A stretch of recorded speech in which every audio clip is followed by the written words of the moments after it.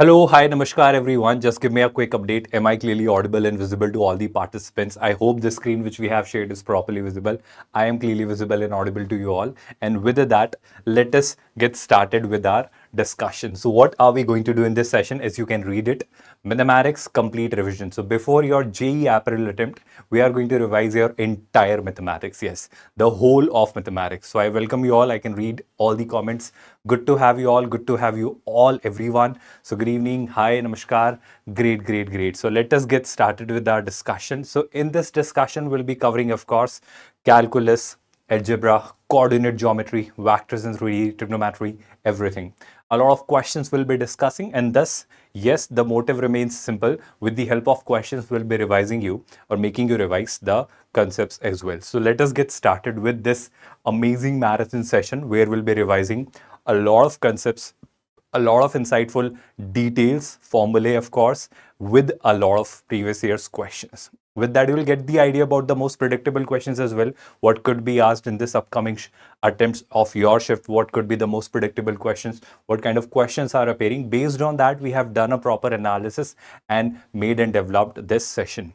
So yes, this is going to be a very crucial yet insightful and significantly vital session for you all, because something really amazing you are going to get out of this session, and this will definitely help you in getting yourself to up to the mark for your JEE mains examination of your April attempt. So let us get started. Lecture duration, I'll say most probably 4 to 5 hours. I'll try to bind it in between 4 to 5 hours, because we also understand, because you're at this stage, you just want to revise it in a thorough and comprehensive manner. We'll make you do that.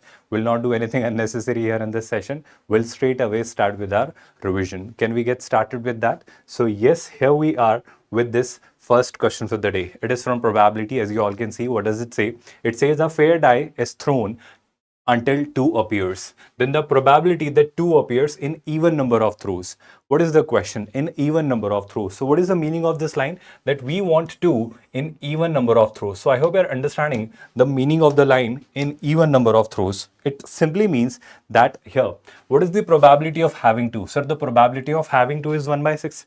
So when the dice is thrown, in the first attempt, I should not get 2. So I should not get 2 means what? 5 by 6, because out of total 6 possible outcomes, I don't want 2. So I don't want 2. So probability of not having 2 in the first attempt is 5 by 6. And the probability of having 2 in the second attempt is what? So the probability of having 2 in the second attempt is 1 by 6. I hope you're understanding it. Or what else could have happened? Sir, you don't get 2 in the first attempt, okay, you don't get 2 in the first attempt, you don't get 2 in the second attempt, okay, you don't get 2 in the third attempt, but you get 2 in the fourth attempt, because 2 is needed to be attempted or approached or have in the even number of attempts. So if you get it in second attempt, or means addition, you could get it in the fourth attempt. Or what else could have happened? Sir, you don't get it in first, second, third, fourth, fifth, but you get it in sixth attempt. So in the first 5 attempts, I should not get it. So if in the first 5 attempts, I should not get it, which means 5 by 6, 5 times. Into the sixth attempt, I should get it, which means in the sixth, the next even attempt, I should get it, and so on. And so on, or maybe in the 8th attempt or 10th attempt or 12th attempt or 14th attempt, and so on. So this goes on infinitely. First of all, give me a quick confirmation on this. Did you all understand that this question, which looked like a question on probability, has gotten converted into a question of sequences series of your infinite GP? Can you not see that? So if I simply find this probability or try to find this sum here, can I do one thing? I hope you all can see it very clearly. You can take this 5 by 6 into 1 by 6 common if you want. Yes, sum of GP can be used. So here, this summation will be given by 5 by 6 into 1 by 6 that I take out, which is 5 by 36. And when you take that out, it is 1 plus. Now pay attention to this part.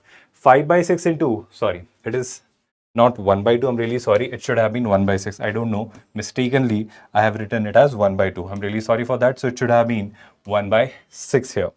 So this should also have been 1 by 6. So with that, I have taken 5 by 6 into 1 by 6 common, to keep our calculation simpler. So here it becomes 5 by 6, 1 by 6 common. So it leaves you with 5 by 6 square. I hope you are paying attention to that. Similarly here, when you take 5 by 6, 1 by 6 common, you are left with 5 by 6 to the power 4. So have you cracked the common ratio of this infinite GB? I hope you can see 1. Then 1 is multiplied by 5 by 6 square, then 5 by 6 square. So the common ratio, I'm really sorry, Venkat. I mistakenly wrote it as 1 by 2. I may have been into some other world. And I may have, taken it as a question of coin probably. So because of that, I made that silly error. You should stay aware of it. You should not write it as 1 by 2. It was 1 by 6. I'm really sorry for that. Good to have you all. So with that, this is going to be an infinite GP whose sum you all can write here. The common ratio is 5 by 6 square. So it is given by this 5 by 36 is already there times A. A is 1 upon 1 minus R. So what is 1 minus R? 1 minus R. R is 25 by 36. So it should be 25 by 36. Can you do that calculation quickly by yourself and give me the correct answer or the final answer? I hope everybody is listening and understanding. From here, you'll say 36 minus 25. That will be how much? I think 6 and 5. It should be 11. So it should be 11 by 36. 11. 36 and 36 are cancelled. You're left with 11. So your answer will be 5 by 11, which is what you're given in option C. Everybody got that? Everybody understood that? Great. Good to hear such a nice compliment from you, Sung, S-U-N-G. Let me just refresh my screen because I am not able to see the live comments in a proper manner. So I hope you all are watching, listening and understanding. Everybody with me on this? Did you all get this idea? Everybody, can we move towards the next question? Let's solve the next question. Again, a question from probability, but it is merged with the statistics. Now, how do they form questions based on this? This question says the coin is biased. So the coin is biased, mind you, that the head is 3 times as likely to occur as tail. Please understand this. The probability of having a head is 3 times probability of having a tail. I hope you are getting it. Everybody with me on this. And on a throw of coin, what we get is either a head or a tail. So probability of head plus probability of tail is still going to be 1. I hope it is going to be 1. Because these are the two possible outcomes. Now with that, no, you're not late, Sankesh. I have just started this session. Don't worry about that. Now, if I go ahead with this, what do I have? pH is 3 pt. So if this pH is replaced by 3 pt, I hope you are understanding. Here, pt we receive as 1 by 4. So pt, if we receive as 1 by 4, pH is going to be 3 by 4. I hope everybody is with me on this. So probability of having a head is clearly 3 by 4. So 3 by 4 plus 1 by 4 is 1. Everybody got this? I repeat, probability of getting a head 3 times as likely as a tail. So 1 by 4 is tail. So 3 by 4 will be head. Now what are they saying? A coin is tossed until a head. So understand the event. A coin is tossed until a head or 3 tail occurs. What does it mean? A coin is tossed and then you get either a head, then you stop, or you get 3 tails. So how many ways or how can we have this event happening here? So if I try and define or create that probability distribution here, I'll say that here, the probability, I get, let's say I'm tossing this coin once. And if I'm tossing this coin once, then I would be getting head. That will be called a success. So when x is 1, which means when coin is tossed only once, I should get a head, and that will be the job done. So when coin is tossed in that one attempt, the probability of getting a head is what? 3 by 4. So this is your xi, and I hope you're understanding that's your pi. Everybody understanding that? So when x is 1, the probability of getting a head is clearly 3 by 4. I hope you all are there. Now, the second case. What is the second case? Now coin is tossed 2 times. The coin is tossed 2 times. So when the coin is tossed 2 times, what should I have? Sir, I'll be calling it success. When in 2 tosses of a coin, I'll be calling it a success. Let's say in the first attempt, I get a tail, but in the second attempt, I get a head. Then I'll be successful because I should stop until I get a head. So let's say I am throwing this coin twice, and then finally in the second attempt, I get a head. So in the first attempt, I get a tail. So probability of getting a tail is 1 by 4. And in the second attempt, I get a head. Probability of getting a head is 3 by 4. Everybody getting this? Everybody understanding this? So here, if I could define it like this, it is head. Then here it is tail, then head.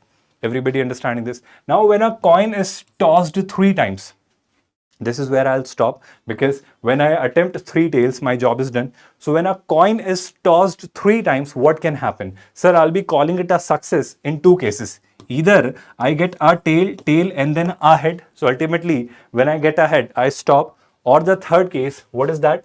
The 3 tails are achieved. So if 3 tails are achieved, which means all the 3 should be tail. In the first, second, and third, in all the 3 attempts, if I get tail, which means all the 3 tails are achieved, and then I stop. Everybody understood this probability distribution, binomial distribution I've created. So this can happen or this can happen. This can happen, TTH. So probability of tail is 1 by 4. So 1 by 4 and 1 by 4 and H, which is 3 by 4.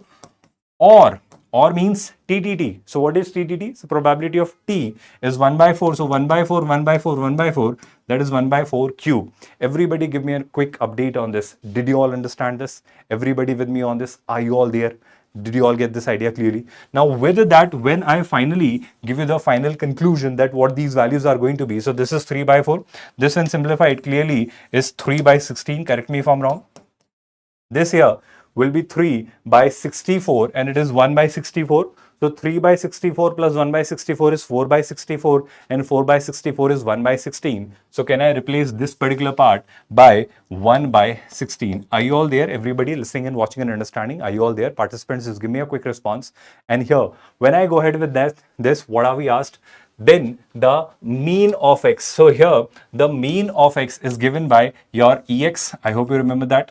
This EX is what? How you write the mean. It is given by summation xi pi, right? I hope you know that. And with that, we write the mean. So mean is going to be what? Summation xi pi. So when x is 1, the probability is 3 by 4. So 1 into 3 by 4, that is 3 by 4, plus 2 into 3 by 16, that is 3 by 8. I hope you are understanding. Plus 3 into 1 by 16, so that is 3 by 16 only. Correct me if I'm wrong. 1 into 3 by 4, 2 into 3 by 16, that's 3 by 8. And that is 3 by 16. Everybody with me on this? That's great. Good to have you all. Now from here, when I go ahead, what do I see? I hope you can do this calculation, get the answer, and mark the finally correct answer. If you want me to answer it, I'll say here.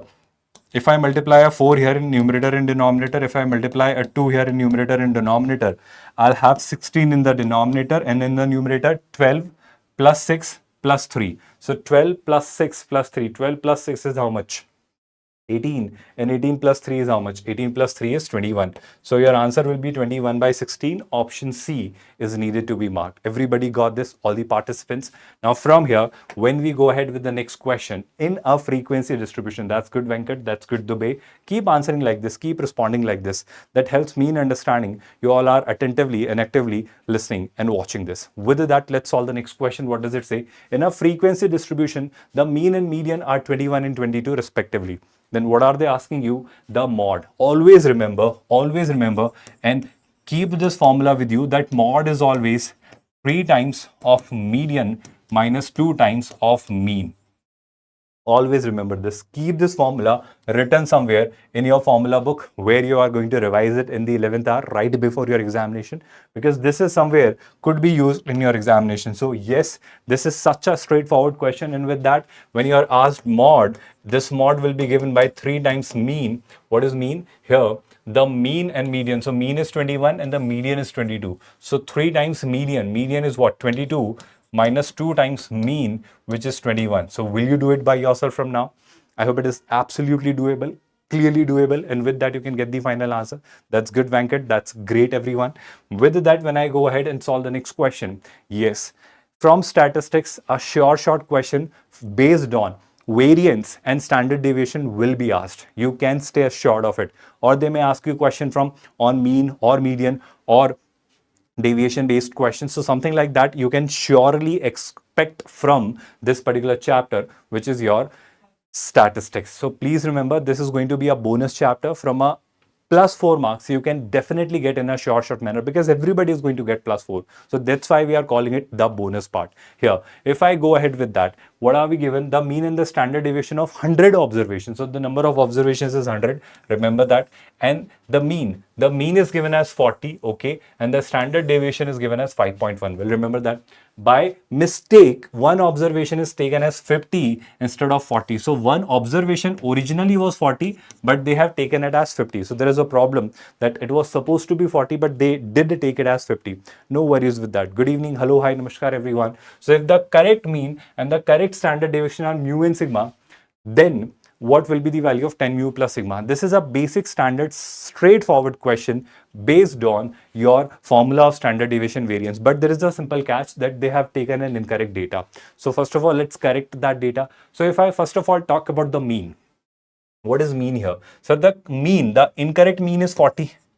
The incorrect mean is 40. Everybody listening and understanding this. So how do you write the mean? So the mean is given by summation of all the observation divided by number of observations. Number of observations was 100. So this is the sum of all the observations. So summation xi is going to be 40 into 100, which is going to be what? 4000. Everybody listening and understanding that? Everybody with me on this? But there is a problem here. This is the incorrect summation of the data. Why? Because the correct data was 40 and it was taken as 50, which means 10 more was taken. Are you listening and understanding? I repeat my part. They did take it as 50, but it was actually 40, which means here I got to remove 50 and include 40, which means I should do a difference of 10 here. I should subtract 10 here. That will be the actual summation here. So actual summation will be 4000 minus 10, which is of course 3990. Correct me if I'm wrong. Everybody understood that? It will take around 4 to 5 hours. Yes, share Venkat, famous user. It will take around 4 to 5 hours to complete the entire revision. The entire revision of your whole maths, the complete maths of your JEE for the April attempt of JEE mains. Now, this summation we have gotten, but there is again a problem. Sir, if we talk about variance, there is a catch. What is the catch? Sir, variance is always given by, if I'm talking about this variance, this sigma is different. Don't get confused by that. If I simply write variance here, variance I'll be writing as summation xi square by n minus summation xi by n. I hope you remember that, whole square. So now please understand there is again a problem. What is the problem? The problem is, yes, tomorrow you may be having physics and then the day after tomorrow you could be having chemistry. That we need to verify from the management team as well, but yes, it could be the order. So now if I get back to this summation xi square, so variance we are given as 5.1. So there is some or little bit of calculation here. Summation xi square, pay attention to that. Summation xi square, that is the sum of the squares of all the observations, which I don't know so far. So let me write it like that only. N we know is what? Total there are 100 observations. Okay, cool. Summation xi by n, that is what, nothing but what, mean. So this is the mean as per the previous data. As per the previous data, the mean was what? The mean was 40. So it should be 40 square. Correct me if I'm wrong. This is going to be the data. This is going to be the calculation. Everybody with me on this? But here again there is a problem. This summation xi square which I'm going to get would be wrong. Why? Because this summation xi square which I'll be getting, it will be getting, they have given what? Standard deviation. Sankesh. Okay, they have given me the standard deviation. I'm really sorry. This is not the variance. They have given me the standard deviation, which is of course your sigma square. So the formula I have written correct, but I have simply mentioned this as sigma square. I hope you're okay with that. Now, if I go ahead with that, are they giving me standard deviation? Standard deviation of 100 observation is 40 and 5.1. I hope we are okay with that. Everybody with me on this? Are you all there listening and understanding this? They have given standard deviation, not variance. And what am I taking? The mean and standard deviation of 100 observations are 40 and 5.1 respectively. So here, if I take standard deviation as sigma, so shall I square 5.1? That's what I'm asking.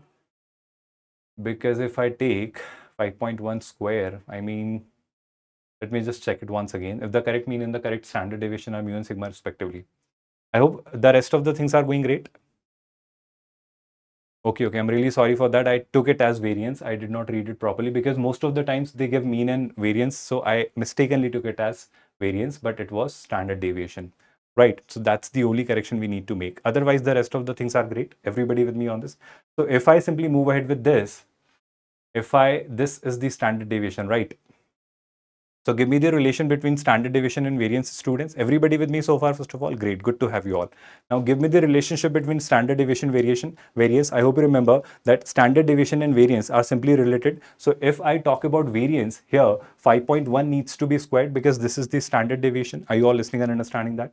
So with that here, if I go ahead with this conclusion, I think here for this, I think we need to square. So calculation will be required. So can I do some calculator here? Let me just use a little bit of calculator because 5.1 will be squared. So let me quickly just do a little bit of calculation. Hold on for a while, students. Because here, just give me a moment, students. Because this will require some calculation here, right? So this is your standard deviation. 5.1 is needed to be squared. So I'm squaring 5.1. Hold on for a while, students. 5.1 when squared gives you 26.01. Okay. So this should not be 5.1. It should be 26.01. Let me just cross check it once again. It is 26.01. So there will be a lot of calculation first of all. So this standard deviation is 5.1. This when squared gives you the variance. Great, great, great. Now if I get back to the condition here, this is 40 square. I hope you all are listening and understanding. Again, we got to do a lot of calculation. So with statistics, the only problem is that you got to do a lot of calculation because here there are standard formula based questions, but you got to do a lot of calculation, then only you'll be getting the final answer. So that's where you got to spend a lot of time in these questions. Here, if I multiply both these sides by 100, it will become 2601. So it will become 2601. This will become summation xi square, and this will become 40 square, which is 1600 into 100. That will make it have two more zeros. Everybody with me on this? I hope there is no confusion on that. Great, great, great. 1626.01. No, famous user. Why will it be 1626.01? This is summation xi square. Everybody with me on this? Now, this 40 square, because this is your mean, right? The mean is 40, so 40 needs to be squared. That is 1600. So this, when added to this, I am simply adding it because there are 4. So this should be, this summation xi square is going to be 16 having 2601, right? So it should be 162601. That is summation xi square. Everybody listening and understanding. But please understand, this is incorrect data. Why is it incorrect? Because here, what I have done is I have added 50 square mistakenly and it was supposed to be 40 square. I hope you're understanding. So from this, if I want to have the actual summation xi square, I got to subtract 50 square and I got to add 40 square. Are you listening and understanding? Why do we need to make this correction here? Sum of squares of all the observations is equal to 162601. Yes, that's good. But there is a catch that this 50 square should be subtracted and this 40 square should be added. So with that, finally, what conclusion is needed to be brought? I hope you all are there listening and understanding. I hope 50 square is going to be what? Can you just quickly give me the calculation here? 50 square, 162601 here. 50 square is what? 2500 and 40 square is 1600, right? This is 2500 and 1600. So let me quickly do this. 16162601 162601 minus 2500 plus 1600. So that is going to be 161701. That is going to be 161701. Correct me if I'm wrong. I hope this is going to be the value. So this should be the correct summation xi square. Now comes the actual calculation. So we have summation xi, the correct summation xi, and the correct summation of squares of all the observations, that will be 161701. So hello, hi. Now let's get back to the question. Now I need to find the correct mean and the correct standard deviation. Again, the formula which we have is for variance. So I'll again take the square root there. Pay attention. A lot of calculation is there in this question. So if I now get back to the mean, correct mean is given by mu. So pay attention, correct mean is given by mu. So mu will be this summation xi, which is 3990. I hope you are paying attention to that. Divided by what? Number of observations, which is 100. So keep it like that only, because they are multiplying a 10 here. So I'll not simplify this. I'll cancel this 0 by 0, but otherwise I wouldn't do much here. So this will give me 399 by 10. That's your mean. Everybody got that? Now, when I talk about this standard deviation, so variance is given by summation x square, which is 161701 divided by number of observations, which is 100, minus the mean, which is mean is 399 by 10 whole square. So this is squared. I'm really sorry. This is squared, and this when squared gives you 100 here. Everybody listening and understanding. So I hope you are seeing a lot of calculation is there.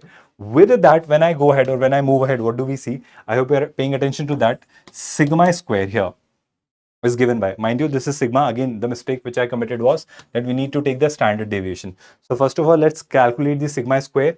So again, you got to do this because 399 square, I'll not do it very quickly. So 399 into 399, that is 159201. That is 159201. And this needs to be subtracted from 161701, 161701, that is 2500. Great, a very good number. So finally what you get is 2500 whole divided by 100, right? So this 0 are cancelled, you are left with 25. So standard deviation you receive as 5. Mind you, students, standard deviation we receive as 5. Great. Thank you so much for correction. So standard deviation we finally receive, sir, 3990. I think, Sankesh, this will be the final value of the standard deviation. So this is your standard deviation. This is your mean. I think now you can get the answer by yourself. It is going to be nothing but what? 10 into mu. 10 into mu is what? 10 into mu is 399. 10 into mu is 399 plus 10 into sigma. 10 into sigma is 50. So 400 plus 50 is 450, but 1 needs to be subtracted. It should be 449. Option D. A lengthy question, a calculation based question. Yes, it should be skipped in the real examination hall. You should not be doing this question in this examination hall because I did it with calculator and I still took a lot of time. But if you are doing it without calculator, you will have to do a lot of calculation. And there, although they simplified it with that data, but still you'll have to do some calculation. That's good to have you all. Just pay attention to this part, students. This question is kept to make you revise the formula. But here, you should realize that when you see this question, when you start solving it, and if you realize this, that it is going to take a lot of time, then stop there immediately and move towards the next question. Even if you are sure that you can do this, but if it is going to take a lot of time, don't waste much time here in this category of questions. This is that question which should be passed and it should be attempted in the second pass. Now, let's focus on the next question. What does it say? It says alpha satisfies this equation x square plus x plus 1 is equal to 0. The moment you see x square plus x plus 1 is equals to 0, what comes to your mind? I hope you know that it is nothing but what? Omega square plus omega plus 1 is equal to 0, which means this quadratic has a root omega. Which means I can take the value of x, which is given as alpha, which I can take as omega. Everybody listening and understanding. So if somebody says 1 plus alpha to the power 7, so 1 plus alpha means they are giving you 1 plus omega to the power 7. But we already know 1 plus omega square is 0. So 1 plus omega is minus omega square. So this is minus omega square raised to the power 7, which means minus omega to the power 7 into 2, that is 14. We know omega cube is 1. So 14 is what? Up till 12, it will be divided. So after 12, the remainder is 2. So omega to the power 14 is nothing but what? It should be treated as omega square. Are you all there? Now here, if I ask you the value of minus omega square, if you take it to the other side, will you not say, sir, it will be 1 plus omega? So here minus omega square, I'll be substituting by 1 plus omega, and when you compare it with this, I think you have gotten the answer, because 1 plus omega is what? 1 plus alpha. So this, when compared with this, alpha square is not there, so C will be 0. Alpha is there, so B will be 1, and 1 is there as a constant, so A will be 1. And you can mark the correct answer, which is not going to be a tough task. Famous user is saying that today is their class about integration in conic section. Yes, in today's class, we'll revise entire maths. We'll make you revise entire algebra, coordinate, calculus, vectors in 3D, and trigonometry. All the chapters, all the units, every single thing will be revising from here. So I think you can do the calculation very quickly. 5 times 3a. So 5 times what? 3a. 3a is going to be what? 3 minus 2b, that is again 2, minus c, that is 0. 3 minus 2 is 1. Your answer will be 5. Everybody understood that? Great. Hindi I cannot speak here because this is PWJ in pure English. So we teach in pure English. So that's a foundation or constraint here. We'll be teaching you in pure English. Let's focus on the next question for the day. What does it say? The number of complex numbers z satisfying mod of z is 1. Okay, cool. So whenever you see a unimodular complex number, few things should be there in your mind. What does it mean? Sir, if mod of z is 1, mod of z square will also be 1, which means zz bar will be 1, which means ZZ bar will be 1. I hope you remember that. I repeat, mod Z square is 1. So because mod Z is 1. So mod Z square is what? ZZ bar. So ZZ bar is 1, which means they are reciprocal of each other. Which means I can say that Z is equals to 1 by Z bar. Please remember that. Everybody with me on this? So here, since it is a unimodular complex number, if I take this Z in its polar form, it is in complex form, it will be r e to the power iota theta, but r is 1, so it will be e to the power iota theta. So if I write it in polar form, it will be cos theta plus iota sine theta, because it is unimodular complex number. So what will be Z bar? Z bar will be cos theta minus iota sine theta. Give me a quick confirmation on this. Everybody got that? Are you all there with me on this? Now, even if you wish to write in its polar Euler form, it will be e to the power iota theta here, and this will be e to the power minus iota theta here. Now, if I make that substitution here in this expression, what do I get? It will be z upon z bar. So, z is e to the power iota theta. Z bar is e to the power minus iota theta. I hope you are listening and understanding that. Here, z bar is e to the power minus iota theta, and z is e to the power iota theta is equal to 1. Now, one thing I do is iota theta, if I take in the numerator, then hello, hi, namaste. We have already done that famous user. We have already done that. We have already taken a lot of sessions on that. January 2026 shift questions. We have done that. If you go back to our playlist, we have conducted lives on that. We have done the analysis in the January only, after the paper, after each paper. Not just that, we have thoroughly made you revise all the questions as well. If you watch our sessions, previous sessions, you'll find those. Don't worry about that. So here, if I get back to it, it is going to be e to the power 2 iota theta. I hope you all are listening and understanding. And this will be e to the power minus 2 iota theta. I hope you are understanding that. So if this is e to the power iota theta, I hope there will not be much difference between this, because here all I'm doing is, this is a complex number and this is the conjugate of this complex number. So if z is added to z bar, if let's say a complex number is added to its conjugate, the imaginary part are cancelled and you're left with double of the real part. Because it will be cos 2 theta plus iota sine 2 theta. It will be cos 2 theta minus iota sine 2 theta. So sine 2 theta gets cancelled, you're left with cos 2 theta part. So you get 2 cos 2 theta, but modulus of it is equal to 1. So what I get is cos 2 theta is equal to 1 by 2, but of course it should be plus minus, or if I keep a mod here, it will be like this. Everybody with me on this, all the participants. Now from here, sir, I have to score only 80 marks. That's great, student, friend, guru. I am glad that you have to score only 80 marks. Congratulations. Keep that spirit alive if you are so clear in your life. Now, here, what are we asked? Number of complex numbers satisfying this. So first of all, please understand 2 theta. What is theta here? So theta is the argument. Theta is the argument of this complex number. So theta take how many values? So theta could be from either 0 to pi or from minus pi to 0. So technically one round it can take. So here please understand, theta I need to make it one revolution, which means 0 to 360 degree, I can say so. So if I can say that theta is taking all the values from 0 to 360, I hope you're understanding. 2 theta is going to take all the values from 0 to 720 degree if it is making 2 revolutions, because theta was the argument of this complex number z. So 2 theta here, I hope you're understanding, it will be from 0 to 720 degree, which means 0 to 4 pi. Everybody got this point, or shall I repeat this? I repeat this point again. I am saying that here theta was the argument of this complex number z. So we remember, argument of a complex number is measured in the anti-clockwise direction in the first or second quadrant, and in the third and fourth quadrant it is measured in the clockwise direction. So it is either from 0 to pi or from minus pi to 0. So technically one revolution is needed to be made. So here this is theta. This is theta. What is theta? Technically theta is from minus pi to pi excluding 0.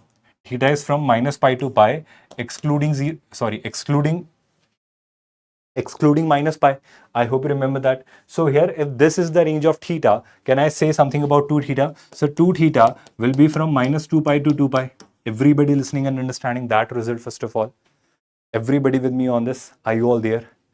I hope nobody is confused with that. So here, when you draw the graph of cos 2 theta, and then you draw the graph of mod of cos 2 theta, you just draw a line parallel to the x-axis, which is passing through 1 by 2 on the y-axis, and you just need to find the number of points of intersections which it is making. Okay, great. Everybody understood that. Are you all there listening and understanding this? So with that, if I go ahead with that conclusion, I hope nobody is confused with that conclusion which we have given here. If I go ahead with that, cos 2 theta, its modulus should be 1 by 2, or other result will be that if you don't understand this method, you could do one thing. I hope this method, the graphical method, you have understood. Then cos 2 theta can be taken as plus minus 1 by 2 as well. That is also one of the methods. We can go ahead with that. Okay, great. So you got 99 percentile in math, but in you still got 90. So let's work on physics and chemistry in that case. Famous user. Now, if I get back to this discussion we are having, I hope you can see it very clearly. I'll be drawing the graph of cos 2 theta, and I'll be seeing at how many points does it intersect with this 1 by 2. Or otherwise, you can write the general solution. So I hope the general solution method is also fine. So cos 2 theta here, if it is taken as plus 1 by 2, or cos 2 theta if it is taken as minus 1 by 2, will give you the final solutions. Everybody with me on this? So with that, you'll find a general solution cos 2 theta. So you get 1 by 2. I hope you all are listening and understanding. 1 by 2 we receive at cos 60. Cos 60 is what? Pi by 3. So that gives you cos pi by 3. I'm taking you towards general solution, or here cos 2 theta is going to be minus 1 by 2 is received at pi minus pi by 3. Or one of the methods is you can square both these sides. So with that square also, you can get the final answer. So minus 1 by 2 will be cos pi minus pi by 3, which is nothing but what? 2 pi by 3. I hope you're understanding that. So with that also, you can finally write the general solution, get the answer, put the values of n, and you'll get the final answer. Can I skip that last step? I hope you know how to write the general solution, 2n pi plus minus alpha, and with that you write the final answer. Will you be able to do that from here, all the participants? I hope with that you will get the final answer without any hesitation. Great. Jaldi karao, full explanation mat do. Okay, Anil. Great. With that instant gratification kind of a thing, Anil, what I can suggest you is that if you really want it to be fast paced, there you can watch it later with 2x speed. I hope that will be fine. Here, if I get back to this, this is a question based on differential equation. What does it say? Sir, a smooth curve fx is such that the slope of the tangent at any point x comma y on this curve is directly proportional to minus y by x. So what we know is slope of the tangent. Maybe within 4 to 5 hours, Bhaskar, it will get completed. So slope of the tangent means what? Dy by dx. And this is proportional to minus y by x. So if it is proportional to minus y by x, which means a constant should be introduced here. Because if it is proportional, that proportionality constant should be introduced. So it will be minus ky by x. Everybody with me on this? Now with that, I'll take this minus ky here and dx there. So it will be dy by y here like this. And it will be minus k dx by x here like this. Everybody listening and understanding? Now, if I integrate both these sides, I think I'll get the result here. What does it mean? I hope you can see it. This will be ln y. This will be ln y. This will be minus k ln x, and if I take the constant, I'll take deliberately it as ln c. I hope you all are listening and understanding. And we are told that the curve passes through 1, 2 and 8, 1. So we are given two values because we are dealing with two variables k and c. I hope you are understanding that. So here, first of all, I pass 1, 2, or if you want to simplify this, you can. Here you will be writing it as ln y, which is going to be ln x to the power minus k plus ln c, which when simplified it is ln x to the power minus k c. So here this ln and this ln are nullified, and y we receive as x to the power minus k times c. Everybody with me on this? Now, we are told that it passes through 1, 2. So if it passes through 1, 2, what do I get? I hope you are listening and understanding. X when replaced by 1, so 1 raised to the any power will be 1. So 1 into c is c. So here y is 2. So I hope you're understanding. C we receive as 2. That we have cracked. With that, we have y is equals to x to the power minus k times 2. So this 2 is introduced here. Now let's work on k. Here, we are told that it passes through 8, 1. So if it passes through 8, 1, x will be replaced by 8, y will be replaced by 1. I hope you're understanding that. So y is replaced by 1, x is replaced by 8. So this is 2 into 8 to the power minus k. I hope you all are listening and understanding. So 8 to the power minus k can be brought here. So it will be 8 to the power k is equal to 2. I hope no confusion on that. One more thing here. 8 is basically 2 cube. 8 is what? 2 cubes. So this is 2 to the power 3k. This is 2 to the power 1. So 3k will be 1 and k will be 1 by 3. So with that, if I receive k as 1 by 3, it will be 2x to the power minus 1 by 3. Everybody with me on this? Now, what are we asked? Why 1 by 8? So when x is replaced by 1 by 8, what will be the answer? I hope you can do that by yourself. All you need to do is substitute x by 1 by 8 and there you get the final answer, which is absolutely doable. Everybody understood that? I'm glad a lot of you are answering and responding. Perfect, brilliant. With that, let's solve the next question. What does it say? The locus of point of intersection of these lines. So this line and this line, they intersect at a point.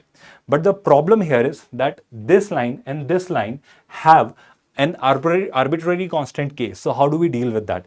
I'll do one thing, that from here, if I try and find the k, what will it be? It will be root 3 x plus y whole times k is equal to 4 root 3. I hope you are understanding that. All I have done is k I have taken common. So this is root 3x plus y is equal to 4 root 3. So if k I wish to write, k will be 4 root 3 divided by root 3x plus y.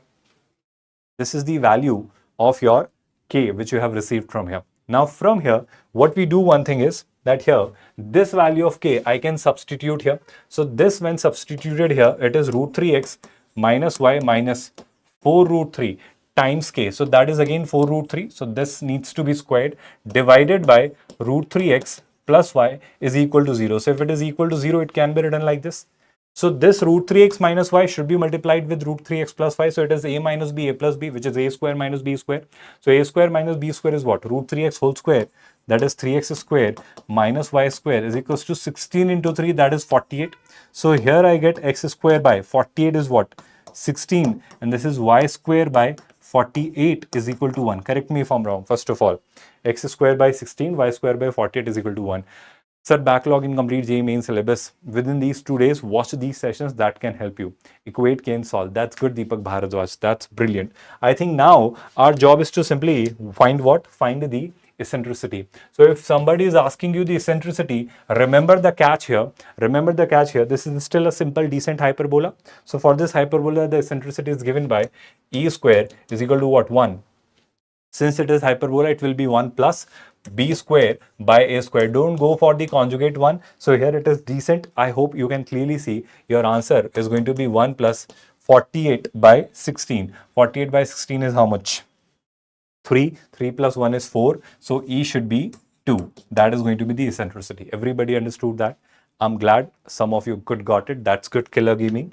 Now with that, let's solve the next question here. What does it say? It says the area of the bounded region where this region is given by few things. This. Okay. BA, then 6A is equal to what? Okay, we'll try and work it out. First of all, when you look at this, I hope you can clearly see this is going to be a parabola and this is going to be a straight line. I hope you all have seen that. And this is 9x is equals to y square for a while. So if I take it as 9x is equals to y square, let me just simply draw it here. I hope you're okay with that. This, let's say, is your x-axis and this is your y-axis. Now, first of all, pay attention to this part. If it is 9x is equal to y square, how do we draw it? So this parabola is going to be, I hope you can see it very clearly. This parabola could be like this only. 9x is equals to y square. Everybody with me on this? I hope you are seeing y square is equals to 4x. So opening towards the positive side of the x-axis, standard parabola having vertex at 0, 0. That is all what we know. But now if I put some comments on this curve, which is y is greater than equal to 3x minus 6, that's a straight line. So if I try and draw the straight line y is equals to 3x minus 6, how do I draw it? Let me figure out the points first of all. So 3x minus 6, if I put x as 0, y will be minus 6. So there will be a point minus 6, 0. Can I say that point will be here? Minus 6, 0. The other point. If I replace y by 0, x will be 6 by 3, that is 2. So there will be a point 2, 0, that will be somewhere here. So this is that point. So this straight line will be passing through these 2 points in this manner, somewhat like this. I hope you are comfortably understanding whatever I'm doing here. So this is going to be that straight line. Now I need to figure out the region, pay attention to that. So here, if I ask you that if you are treated, you are supposed to write this 9x less than equal to y square, you can take any point, either inside the parabola or outside the parabola. So here, as you can clearly see here, let's say I tried for minus 6, 0. So x I replace by -6, y I replace by 0. So -6 into 9 is negative, 0 square is 0, which means this is clearly satisfying it, which means the region which is outside the parabola. So first of all, the region which is outside the parabola is either this or this, which means this entire region. So inside of this is not needed to be included. That's good, students. Now there one more catch, this part, y is greater than this. So let me check it for this point. Let's say 0, 0. So if I check it for 0, 0, 0, 0, so 0 is greater than or equal to -6. So 0, 0 is satisfying it, which means the region which is on the left of this line. I hope you're understanding it. So here, if I talk about the region which is out of this parabola and on the left of this line, one more catch is there, x should be positive. If 0 is less than 9x, which means x should be positive. So three things are there. On the positive side of x-axis, which means either in the first quadrant or fourth quadrant. Then second, out of the parabola. And third thing, left of this line, which means this is going to be the region which you are now looking at. Everybody with me on this? I hope there's no confusion on that. Now here, all you got to do is here, this is going to be the upper curve, this is going to be the lower curve. All you'll do is this integration, but with that, we need to find this point of intersection as well. So here, I'll be solving this where y square is equals to 9x is one of the curves, and second curve is y is equals to 3x minus 6. So y is equals to 3x minus 6 should be substituted. Whichever way you want to, you can go ahead with that. Or I can say y plus 6 is equals to 3x. So 9x will be 3y plus 18. Correct me if I'm wrong. 9x will be 3y plus 18. So this will be y square minus 3y minus 18 is equal to 0. Y square minus 3y minus 18. 18 is what? 6 into 3. So I can say it will be y square minus 6y plus 3y minus 18 is equal to 0. So with that, I get two values of y, plus 6 and minus 3. But it cannot be minus 3. Why am I getting it as plus 6 and minus 3?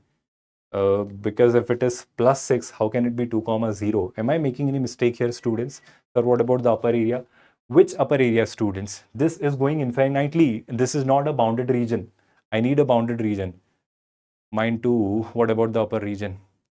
Why am I getting this as plus 6? Because this cannot be plus 6. Am I making any mistake? Let me just cross check it again. Y square is equals to 9x. Y is equals to 3x minus 6.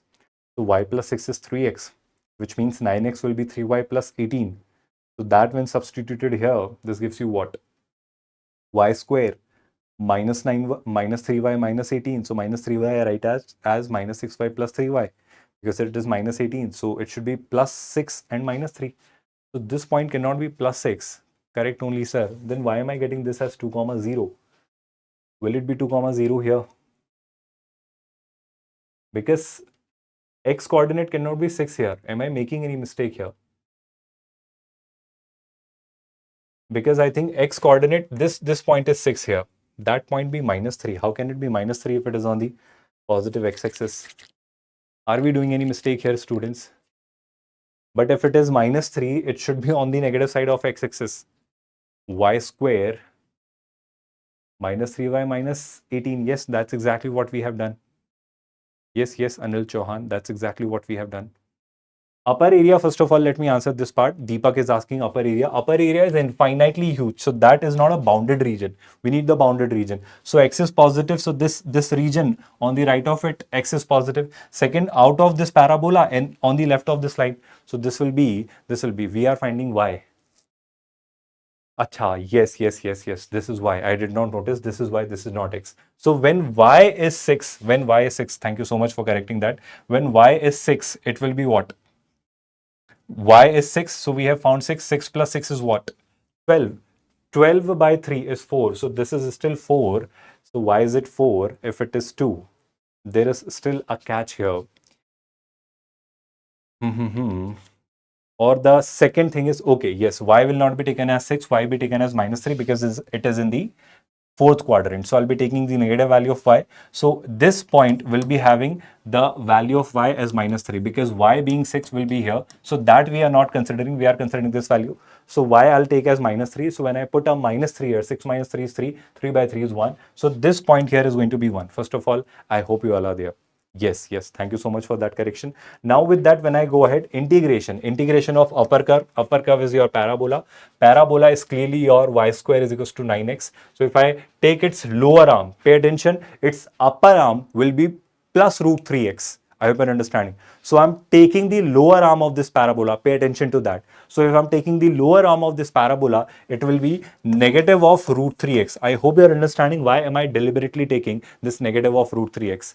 Now with that, upper arm minus lower arm. The lower arm, lower curve is what? The straight line. The straight line is clearly y is equals to 3x minus 6. So 3x minus 6 is needed to be subtracted, and this is 3x minus 6 dx. That is going to be the integration which you need to do. And the limits are going to be what? This is your lower limit, this is your upper limit. So 0 to 1, that integration is needed to be done. Will you be able to do it by yourself now? The only catch you need to pay attention to is that you won't take it as plus root 3x, it will be minus root 3x, because here the lower arm of this parabola is needed to be taken. All the participants, are you all getting it? Everybody with me on this? Now from here, when I go ahead, do we see the next question? Yes, another one. Let center of a circle C is at the center of this ellipse. So there we have an ellipse. Just give me a second, students. Let me do one thing.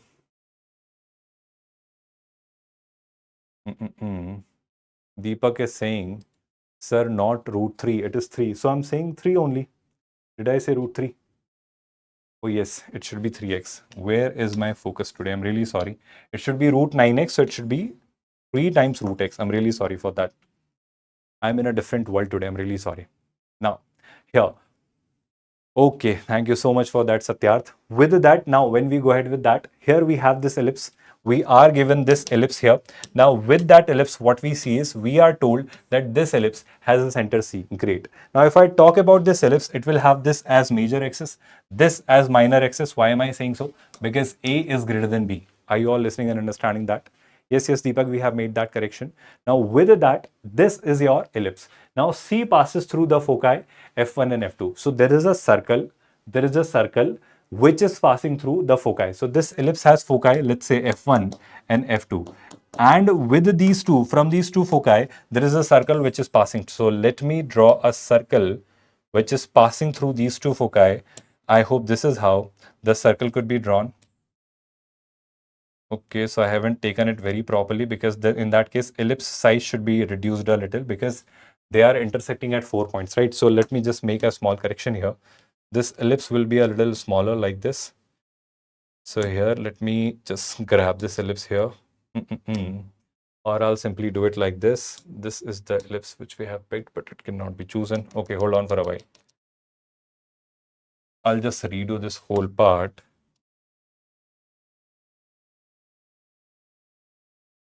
Give me a moment, students. This is your ellipse. Pay attention to this part. And there is this circle, right? There is this circle. I hope you are listening and understanding. And this circle is passing through the foci of this ellipse. No, it's not in circle. It's simply a circle which is passing through the foci of this ellipse. So this is your focus 1. This is your focus 2. Everybody got this? All the participants. Now from here, pay attention to that. What are we told? That this C is passing through foci F1 and F2 of E, such that circle and ellipse intersect at 4 points. Okay, so these are the 4 points. Can you see that? First, second, third, and fourth. Great. Then what are we told? P be one of these 4 points. So let me say this is this point P, which is one of these 4 points. Now with that, if the area of the triangle PF1 F2 is 30, so there we see a triangle coming into picture. This is this PF1 F2. So this triangle is PF1 F2. Now pay attention to one very interesting part here. That's good, Anil. That's good. Here I can clearly see F1 F2 is going to be the diameter here. Why am I saying so? Because this is the center of the circle, which is also the center of the ellipse.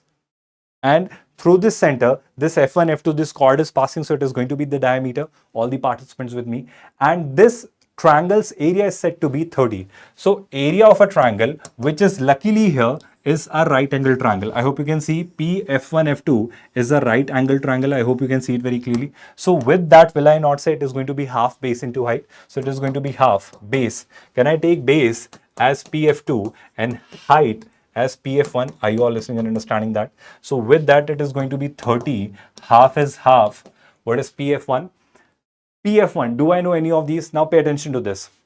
The length of the major axis of E is 17. I repeat, the length of the major axis here. So this major axis, are we given this length here? So the length of the major axis of this ellipse is given as 17. Okay, so we know this 70 is nothing but what? 2a. The length of the major axis we are given as 17. Everybody with me on this, all the participants. Now with that, how do we figure out the area of this triangle or base or height? Now we know very clearly that for this ellipse, this F1, F2, this F1, F2, as some of you are writing, yes, Anil, that's good, is going to be 2AE. That's brilliant. That's good. So this base or this here, this is your perpendicular, this is your base, that's the hypotenuse. So F1, F2 is going to be 2AE, that's the distance between F1 and F2. That we need to figure out because the distance between foci. But to have foci, what I need is here, pay attention to that part. I need this at least either E or A. So there, yes, good suggestion, Videsh. All I'll do is here, I hope you remember this point is luckily the point which lies on the circle as well as on the ellipse. So if I could use one of the properties of ellipse, the locus based formula, where we know that sum of the distance of a point from the foci is said to be the length of the major axis. I hope you remember that. Everybody understands that.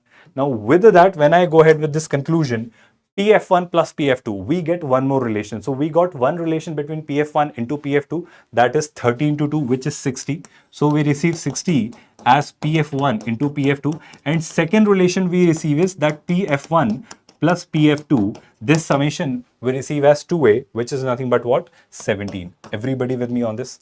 Now, you can convert this into a quadratic, sum of the roots, product of the roots, by which you can solve this, or you can simply solve it by substituting one of the values. Everybody with me on this? So if I go ahead with that quadratic method, I know, let's say the variable is x, so x square minus sum of the roots is 17 times x plus product of the roots is going to be 60 is equal to 0. So I hope you can clearly see, I think 12 and 5 will do the justice. So minus 12 and minus 5, I hope will be splitted it into minus 17. So with that, 12 and 5 will be the numbers, because 5 into 12 is 60, 5 plus 12 is 17. So one of the values PF1 can be taken as 5, PF2 can be taken as 5, let's say for a while, and PF1 can be taken as, sorry, it's not 13, it is going to be 12. And with that, we know that a Pythagorean triplet is there, 5, 12. So I hope there is no confusion on that. F1, F2 is going to be 13. And what were we asked? We were asked the distance between the foci, which is not going to be simply nothing but the F1, F2, the distance between F1 and F2, which through Pythagorean triplet we have found 5, 12 and 13. So Pythagorean triplet gives you the hypotenuse, which is 13. Everybody with me on this, all the participants. Now from here, when I go ahead and solve the next question, did you understand that? Now let's solve another question based on integration. How do we solve this? This is a question on definite integration.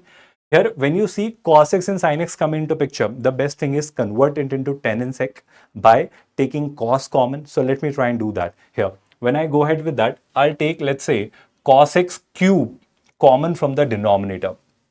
Everybody listening and understanding? So cos x cube, when taken common from the denominator, it is 0 to pi by 4. I hope everybody is with me. So when cos x cube is taken common from the denominator, it leaves you with 1 plus sin x by cos x, that is 10x. So it should be 10x cube. I hope you are there, whole square. But when you have taken cos x cube and this with this square, it comes out as cos x to the power 6. So I'll be having cos x to the power 6, but here it is cos square and sin square, and here we have cos x to the power 6. So this cos square and cos 6 are cancelled and you're left with cos x to the power 4 in the denominator. Now pay attention to that. Pay attention to that part. So here you're left with cos x to the power 4 in the denominator. Now this power 4 I split into two parts. Which two parts? One cos square I give to sin square and another cos square I write here. So 1 upon cos square we all know is sec square theta. So that is sec square x, and sin square x upon cos square x is clearly tan square x. Give me a quick update on this. Everybody got this? And this is the integration we are solving. Now, why did I convert all of this into this? Because we now are more comfortable and convenient with this part. Everybody with me on this? Now, the next thing which I do is, can we take 1 plus 10 cube x as t, let's say for a while. I hope I can make that substitution, because this function 10 cube x is clearly continuous between 0 to pi by 4. So I can make this substitution here. So with that, if I simply differentiate both these sides, here I'll have 3 10 square x. I hope you're understanding that. And 10x when integrated gives you what? Sec square x. So this is going to be sec square x dx is equal to dt. Now with that, when I do the integration part here, let's update the limits as well. So 10 0 is 0, 0 plus 1 is 1. So this is 1. 10 pi by 4 is pi by 4, 10 pi by 4 is 1. So 1 plus 1 is 2. So this is 1 to 2. Everybody with me on this? And there, sec square x 10 square x dx, sec square x 10 square x dx is dt by 3. So I'll introduce a 1 by 3 here, and in the numerator it will be dt. 1 plus 10 cube x, that we have assumed as t. So it should be t to the power minus 2 dt. From here, is it a really difficult task? Sir, is this lecture enough for 90 percentile? Ganesh, I wouldn't say yes.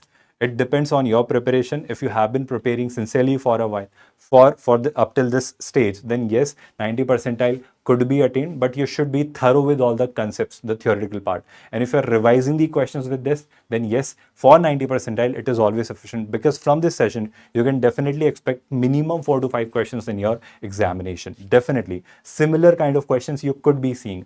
That's exactly what we are trying to do here, to help you with additional 4 to 5 questions. I hope you got that. So with that here, I hope you know the integration part can be done by you, and then limits can be put by you, and you can figure out the final answer. Shall I do it from here? Can I skip that part? I hope you can do it from here. That's something easy and doable. Now let's focus on the next question. It says that 0 to 20 pi square over mod of sin x plus mod of cos x. Now, how do we solve this particular part? Pay attention to this. That's good, Videsh. So if I square both the sides, it will be sin square x plus cos square x, which is 1, plus 2 times mod of sin x cos x. So 2 sin x cos x is sin 2x. So it will be 1 plus sin 2x. That's the expression you're dealing with. Everybody with me on this? And this needs to be integrated. This needs to be integrated 0 to 20 pi. I hope there is no confusion on that. So first of all, if I split it with this 1 and sin 2x, of course, dx is there. So with the 1, it will be 1, and 1 from what, 0 to 20 pi, that's simply a very easy task which you all are comfortable at. But here, 0 to 20 pi, mod of sin 2x, when I wish to figure out its period, I think my job will be done. If I could begin with this part, pay attention to that. Let's say modulus is not given. Modulus is not given. Let's forget that for a while. What is the period of sin 2x? Okay, forget that. What is the period of sin x? I hope you know sin x is clearly a periodic function where you see its period to be 0 to 2 pi. 2 pi is going to be period. Sir, I have completed my boards exam. Now I have 6 days for JEE Mains to nothing this. So 6 days, what to secure good college? What lecture should I watch for theory and questions? Watch our one-shots. They'll definitely help you with the remaining 6 days. Right. Yes, so this is your periodic function. I hope you can see that. And the period of sin x is 2 pi. So here, period of sin 2x. I hope you understand 2 pi by 2, because this 2 will be dividing that 2 pi. So period of sin x is pi. But since there is modulus over here, it will be halved. So it will be pi by 2. Shall I repeat that part? Have you gotten this? So modulus of sin 2x will have a period. This is a periodic function with period pi by 2. Everybody listening and understanding that. So with that, I'll say this one is going to be x. So 2 pi minus 0. So this will give you 2 pi plus. Now this 0 to 20 pi can be splitted into 40 pi by 2s. Because pi by 2 is the period. So when 20 pi is divided by pi by 2, it will be 40. So can I write it as 40 times 0 to pi by 2 sin 2x? Because between 0 to pi by 2, sin 2x will be positive. So I can directly get rid of this thing. Give me a quick confirmation on this. Everybody got this. Everybody understood this. All the participants. Now from here, I think you know how to integrate sin 2x minus cos 2x by 2. You put the lower limit and upper limit and get the final answer. Will you do that by yourself, or shall I do it? Everybody got this. Everybody understood this. All the participants. Let me simply refresh this screen for a while, because I think there is some problem here.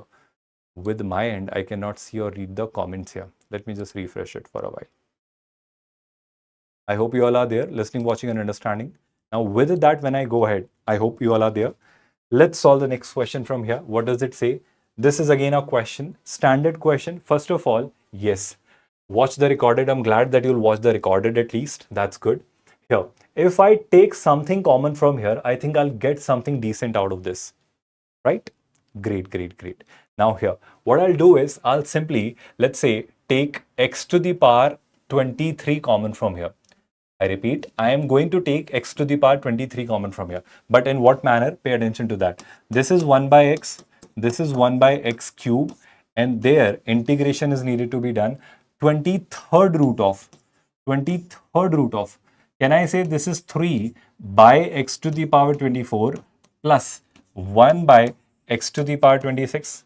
I hope you can see it very clearly, and dx. Now all I'm suggesting is that can we, that's good. Can I take x to the power 23 common from here? So if I take x to the power 23 common from here, I think I'll get something decent out of this. What does it mean? X to the power 23 when I take common, because of this 23rd root, it will be 1 by x outside. I hope you're understanding it. And that 1 by x, if I multiply here, it will be 1 by x square plus 1 by x to the power 4. I hope no confusion on that. And here it will be 23rd root of 3 by, I hope you're listening and understanding, 3 by x plus what? 1 by x cube. There is no confusion on that, I believe so. Everybody with me on this? And this needs to be integrated with this dx in mind, or dx in picture. Can I move ahead from here? Now, one thing I'm going to do is that if I take this 3 by, I hope there was this 3 was there, great, right? So if I take this 3 by x plus 1 by x cube as t, so if I take this part, which is 3 by x plus 1 by x cube as t, let's say for a while. I hope you're understanding what I'm going to do. So this is going to be 3 into x to the power minus 1, which when integrated is going to be, I hope you're understanding, minus 3 upon what? X square. I hope you're listening and understanding. And with that, this is also going to be minus 3 upon x to the power 4. I hope you all are there. When this minus is taken common, it leaves you with dx is equal to dt. Shall I repeat that part? Shall I repeat that part, or everybody got that? So with this 3 can be taken common, and I think we have gotten something really decent out of this, because minus 3, 1 by x square plus 1 by x to the power 4 dx will give you dt. So I think the job is done, the question is done, if you could find the right substitution.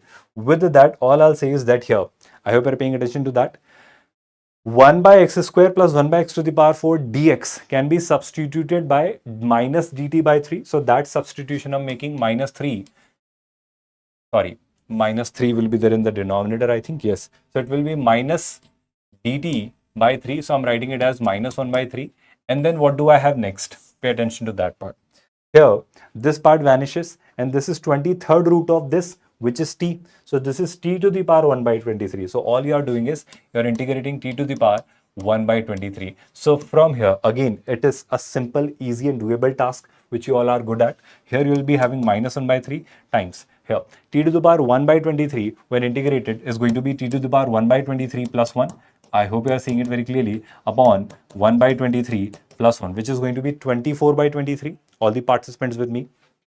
So if it is 24 by 23, this is also going to be 24 by 23. So that 23 comes here, and this leaves you with a 24 here. Plus, of course, the constant of integration. But what was this t? This t was originally 3 by x plus 1 by x cube. So that substitution you make, so it is going to be minus 1 by 3. This 24 also gets multiplied here. So it is minus 23 by 24 into 3. That I think is 72. And this is t. What is t? T is 3 by x plus 1 by x cube. So this is 3 by x plus 1 by x cube whole raised to the power 24 by 23 plus c. And I think with that, when you do the right comparison, when you do the right calculation, you'll get the final answer. Everybody understood that? Or shall I repeat it? Because now you know alpha upon alpha plus 1. You have already understood what is going to be alpha. Alpha is going to be what? Alpha upon alpha plus 1. Is it going to be 72, or am I making any mistake here? Because here it should be 3. Okay, so I'll be taking this 3 outside only. This 3 should not be multiplied. So this should be 3 into 24. And that 24 is what? Alpha plus 1. So I hope you have understood alpha is going to be 23. And with that, you will do the calculation. Can you compare that by yourself? Will you be able to do that by yourself? All the participants, everybody with me on this? Great, great, great. With that, when I go ahead, Let's solve the next question. Again, a question on trigonometric expressions. So whenever you see an expression in 10, let me convert it in sine and cos. And when an expression in sine and cos is attained, you do something really simple, which we'll be discussing as per this question. Pay attention to that part, students. I hope I could skip that last part of that question. That was understandable, that by comparing the values, you could crack alpha, beta, and gamma, and you could write the final answer. Or if you ask me, write it in the comment box. I'll definitely solve that part as well. Don't worry about that. Now from here, when I go ahead, 2 minus tan x upon 3 plus tan x. Now here, it will be 2 minus sin x upon cos x. So it will be 2 cos x minus sin x. And in the denominator, it will be 3 cos x plus sin x dx. Everybody listening and understanding that? Now here, with this category of questions, that's good. Now with this category of questions, what we do is, that's good Shankesh, that's good students, keep responding like that. What do we do is, this numerator I write as lambda times denominator plus mu times derivative of the denominator. I hope you remember that. So that kind of, yes, you should, you can definitely, and keep answering if you get the answers. So with that, if I say here, if I'm willing to simplify this, the numerator is 2 cos x minus sin x. So it is written as lambda times 3 cos x plus sin x. I hope you all are understanding. Plus mu times derivative of 3 cos x will be minus 3 sin x plus cos x. Correct me if I'm wrong. Now, if I compare the values to crack the value of lambda and mu, what will I have here? Let's compare the coefficients of cos x. So this will be 3 lambda and this will be mu. So here 3 lambda plus mu will be 2. Let's compare the coefficients of sin x. So here the coefficient of sin x is lambda minus 3 mu. So it will be lambda minus 3 mu. Everybody listening and understanding that? I hope there is no confusion on that. If I multiply this equation by 3, what will I get? 9 lambda plus 3 mu is equal to 6. And if I add both of these equations, 9 lambda plus lambda is 10 lambda is equal to what? 5. So lambda we receive as 1 by 2. And if we have received lambda as 1 by 2, can I make that substitution here? So 1 by 2 is here, 1 by 2. Minus 1 by 2 will be what? Minus 1 by 2 is minus 3 by 2. So this should give you minus 3 by 2. So mu also you receive as 1 by 2. Everybody with me on this, all the participants. Did you all get that? Now with that, if I write this expression into a little different format, what do I have? I'll have this. What I'm saying is, I'm writing it in a little different format. Here, the numerator I'm writing as lambda. Lambda is 1 by 2 times denominator plus mu, which is also 1 by 2. So 1 by 2 times derivative of the denominator upon denominator. I hope I can write it like this for a while.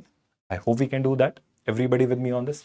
So with that, when I do the final calculation, I think our job is done. Our job is absolutely done. Why am I saying so? Because here, denominator upon denominator gets cancelled, so left with 1 by 2. So integration of 1 with respect to x. Then this 1 by 2 still stays outside, so I'll keep that 1 by 2 aside. And there you have denominator derivative upon denominator. I hope you know that, and I hope you understand that. What does it mean? If I take this denominator as t, then this dx will be dt. So this will be dt upon t. So it will be ln t. So this integration is of course x. This integration is of course x, and it will be ln t, ln of denominator. And what is denominator? Denominator is 3 cos x plus sin x. Give me a quick update on this. Everybody understood that? Everybody. Plus c will be there, which I'm not writing. So I hope you have gotten it. So with that, when you compare it, 1 by 2 is already outside. Alpha x, there is x with 1. So a will be 1. And ln, log base e, sin x has coefficient 1. So beta will also be 1. Cos x has coefficient 3. So gamma will be 3. Because 1 by 2 is already outside. So with that, you got the final answer. Everybody with me on this? Everybody understood this solution? All the participants, can I move ahead from here? Let's solve the next question. What does it say? It says this circle is touching the x-axis. Then A could be what? I hope such a silly question, such a standard question, such a decent straightforward question. Can we go ahead with that?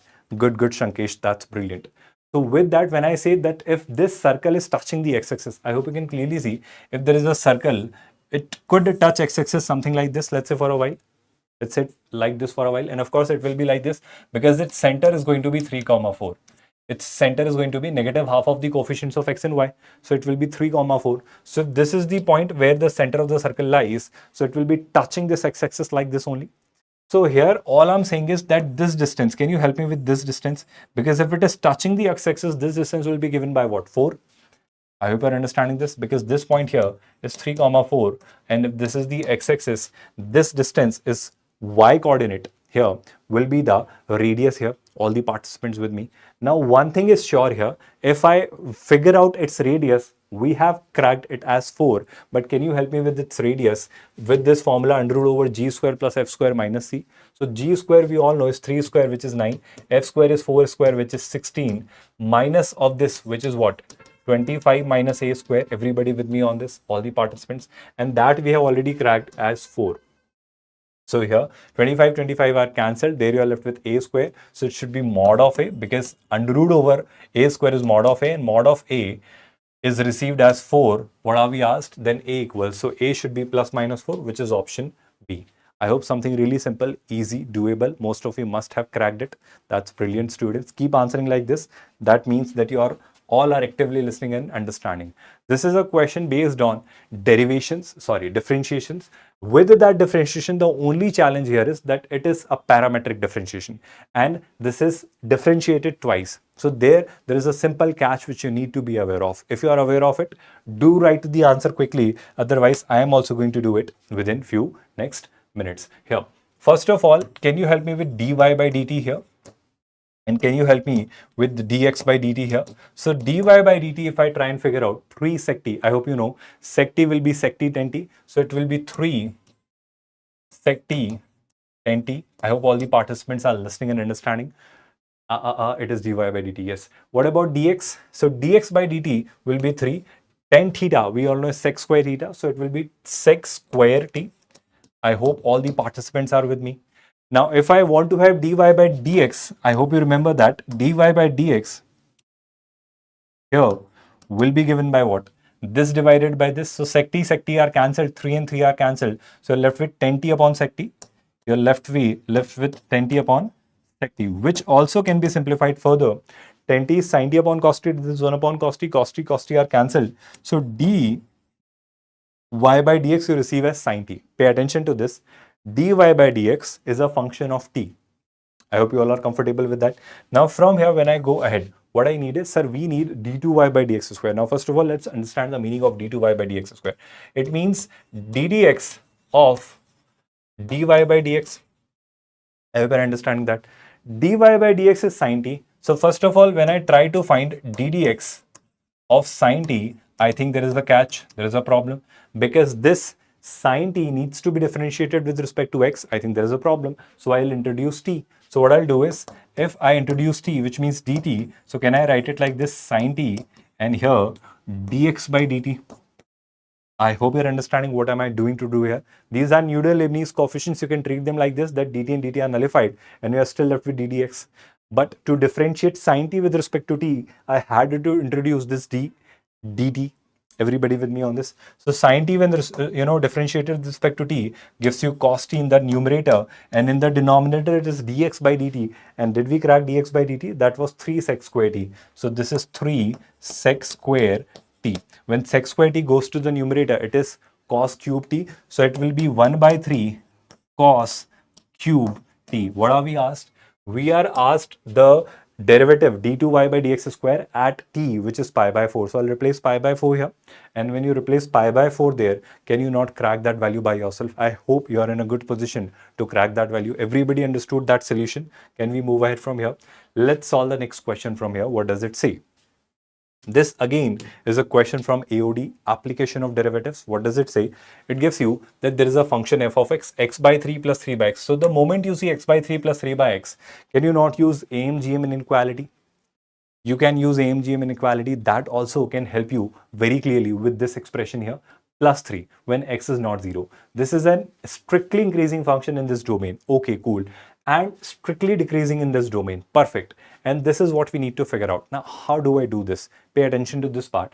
All I'll simply suggest is that one of the methods is you find f dash x, f double dash x, find the critical points, or you may use AMGM, because for 1 by x and plus reciprocal of 1 by x, which is x, we know its minima and we know its maxima. And we know when does it attain its minima and when does it attain its maxima. Or if you didn't understand that part, you can use AOD as well. If you don't get that part, all I'm saying is that, let's say if you are finding f dash x, what will be the value of f dash x? Here it is x by 3, so it will be 1 by 3. 3 by x, so this is 3 into x to the power minus 1, so it will be minus 3 by x squared. This becomes 0. Now to find the critical point, what we do is we put it equal to 0. So when we put it equal to 0, this is going like this, or let me keep it like this only. So when I put f dash x is equal to 0, to find the critical points, I'll have 1 by 3 is equal to 3 by x square, comfortable students. So that x goes to the other side, x square becomes 9. So that gives you x as plus minus 3. So at 3 and minus 3, I will be having maxima and minima. Now, to find maxima and minima, I'll find f double dash x. So here, of course, it is going to be 0. This will be minus 2 into minus 2 into minus 3, that is 6 upon x cube. I hope everybody is comfortable with that. So I hope you can see at plus 3, you will get it to be positive. That means minima, local minima. At minus 3, it will be negative. That means local maxima. I hope you got that. First of all, there is no confusion on that. Everybody with me on this. I hope you're understanding. This is going to be, this expression is going to be, if you wish to simplify, let's say even if you're not doing all of this, I am interested in decreasing and increasing. I'm not interested in maxima and minima. I did not read it properly. So let's say if I'm interested in its minima and maxima, in that case, this x square goes there. So it is x square minus 9 upon 3x square. And this now I need to work out. So I hope you can clearly see this denominator is always positive because it is 3x square. So numerator is going to be what? X plus 3 and x minus 3. I hope you're understanding that. Divided by what? 3x square.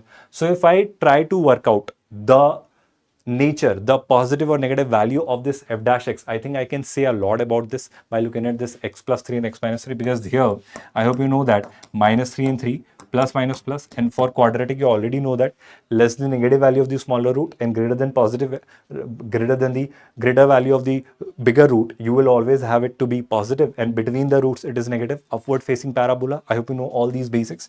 So I'll say it is, I hope you could see that. I'll rewrite this part here if you are still getting confused. Plus minus plus. This is the sign scheme of f dash x. So if this is the sign scheme of f dash x, what does it mean? It means for all the values between minus infinity to minus 3, f dash x is positive, which means increasing. For all the values between 3 to infinity, f dash x is positive, which means increasing. So this is found to be increasing. This is found to be increasing between what? And there is a catch that, remember, this cannot be 0. This cannot be 0 because x cannot be 0. So the function breaks here. It attains a discontinuity here because at 0 it breaks. And I hope you can see 3x squared. So 0 will not be included there. So if I now continue with my part, I hope you're understanding this very clearly, very clearly, that if somebody says it is increasing, so it is increasing from minus infinity to minus 3 union 3 to infinity. Everybody listening and understanding that? And when somebody says it is decreasing, then it is decreasing between minus 3 and 3 excluding 0. That can be written as minus 3 to 0 union 0 to 3. Everybody listening and understanding that? So I think we have cracked every value. Alpha 1 is minus 3, alpha 2 is 3, alpha 3 is minus 3, alpha 4 is 0, alpha 4 is 0, and alpha 5 is 3. I hope it matches with our solution. This is exactly what we are given. So with that, what I get here is, I hope you are paying attention to that part. I think all I need is summation alpha I square. So alpha 1 square plus alpha 2 square plus alpha 3 square, alpha 4, alpha 5 square is needed. So 3 square, 3 square, 3 square, 3 square, because all are either minus 3, 3 or 0. So how many times am I having 3? 1, 2, 3, 4. So 3 square added 4 times. So I think 3 square is 9. 9 into 4 is 36. Option D will be the final answer. Everybody understood that? All the participants, are you all there with me? I hope there is no confusion on that. Can we move ahead from here? All the participants. Let's focus on the next question for the day. What does it say? It says the equation x plus 2, 12 minus k is equal to 2 have equal roots. For a while, let me take 12 minus k as lambda. So what does it become? So it becomes x plus 2 times lambda is equal to 2. When I simplify this x square into lambda, that is lambda x square, that is 2x lambda minus 2 is equal to 0. What am I told? It has equal roots. If it has equal roots, which means what? Its discriminant will be 0.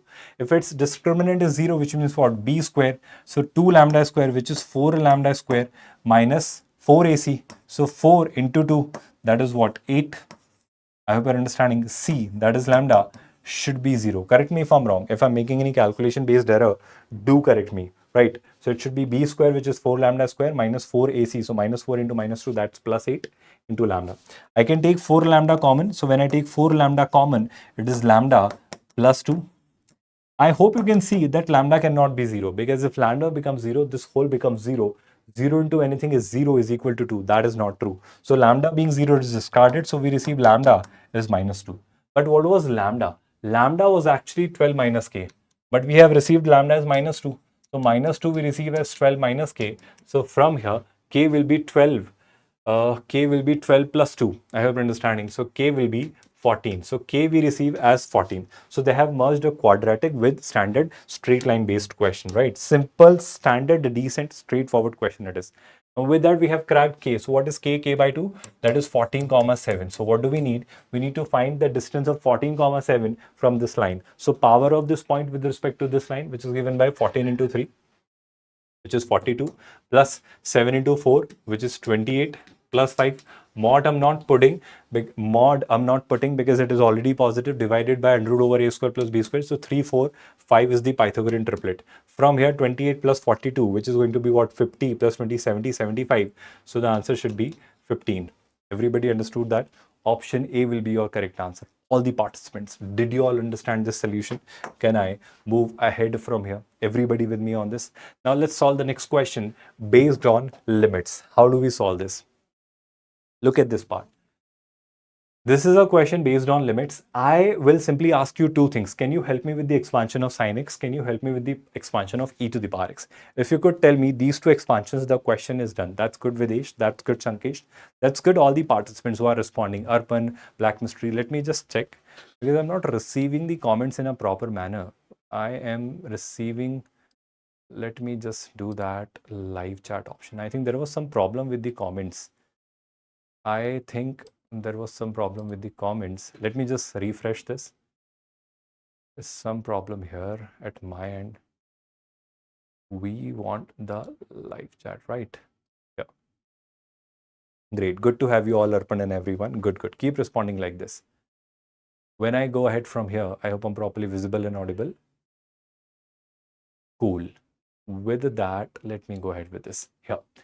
So all I'm asking is two expansions. Can you help me with the expansion of sin x? Can you help me with the expansion of e to the power x? We know e to the power x is, I hope you remember it very clearly, 1 plus x to the power 1 by 1 factorial plus x to the power 2 by 2 factorial and so on. And sin x is clearly an odd function, so it begins with x minus x cube. This is x to the power 1 by 1 factorial. This is x cube by 3 factorial plus x to the power 5 by 5 factorial and so on, with minus sign and plus sign alternatively. Everybody listening and understanding this, all the participants. Now from here, what I say and do next is a very, very crystal clear idea, which is I'll write it in its expanded form, because when x is replaced by 0, 0, 0, sorry, this is 0, this is gamma minus 1, this is 0, this is 0. So there is clearly a problem. So I'll solve it with the help of expansion. Now let me apply the expansion here. Limit x approaches 0. So limit x approaches 0. X square is there like that only. Sine alpha x. So if sine x is there, it is it.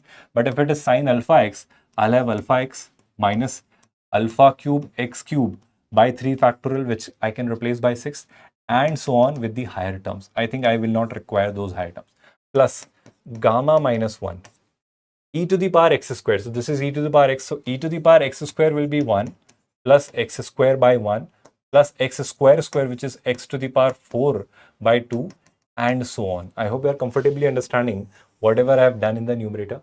Then in the denominator, it is sine 2x. So sine 2x will be 2x minus 2x cube will be 8x cube divided by 3 factorial, which is 6, and so on, minus beta x. First of all, give me a quick update and confirmation on this. Sir, can I score 40 plus in maths by doing most repeated topics? Yes, Ravi Kumar. And this is exactly what we are trying to do with this particular session. This is exactly how we are trying to help you with that. So here it is going to be limit x approaches 0. And then if I now start simplifying these values, pay attention to that. Let me write the constant terms first of all. So in the numerator, this will begin with the lowest power of as x cube. So the constant term here is going to be gamma minus 1. So gamma minus 1. Then the term with x, I think there will not be any term with x because minimum power is what? X square. So there I'll get gamma minus 1 times x square. I hope you're understanding that very clearly, because here there is no term in x square. And then the term with x cube, it will be what? Because there will not be any term with x cube. Here I'll be getting a term with x cube, alpha x cube. So it will be plus alpha x cube.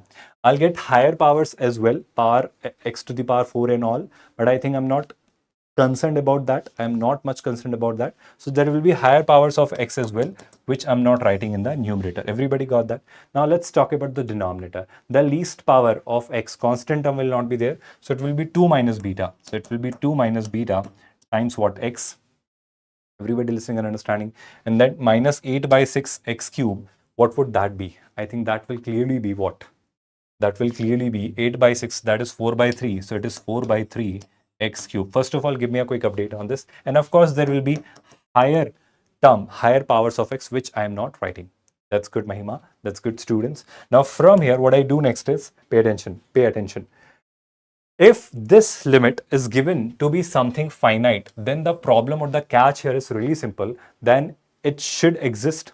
And if it exists, the lowest degree terms will be there, which will be contributing or deciding the value of the limit. So first of all, this constant term should not be there.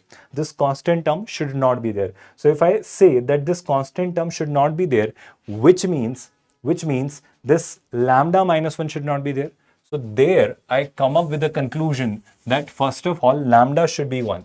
Because if lambda minus 1 is 0, lambda should be 1. Everybody understood that part? Can I move ahead from there? Now we have cracked that lambda should be 1. So when lambda becomes 1, this vanishes. This also vanishes because lambda has become 1. So in the numerator, what do I have now? In the numerator, we have alpha x cube and higher powers of x. I hope you're getting it very clearly.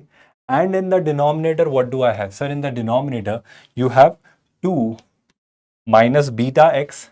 So can I first of all take this x common, because there will be this x which will be taken common from the denominator. Or before I do so, let me do that first. I hope you can see it very clearly. 2 minus beta,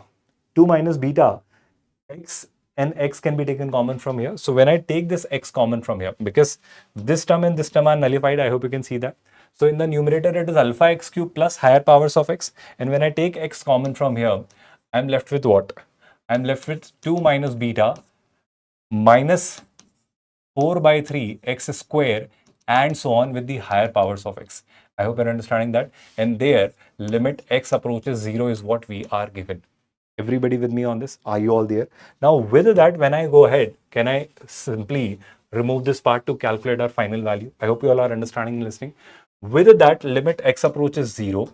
When you see that, sir, from the numerator and denominator, this x and this x are cancelled. So there we get alpha x square plus higher powers of x. This x is cancelled. There you get 2 minus beta minus 4 by 3 x square and so on. I hope you are there with me. Even if I replace x by 0 now, numerator will be 0, denominator will be something finite. So 0 upon something finite is 0, but this is given as 3. So I think this will exist when this also becomes 0. I hope you're understanding what are we doing. So 2 minus beta should also be 0. So we have brought one more conclusion that 2 minus beta should also be 0, which means beta will be 2.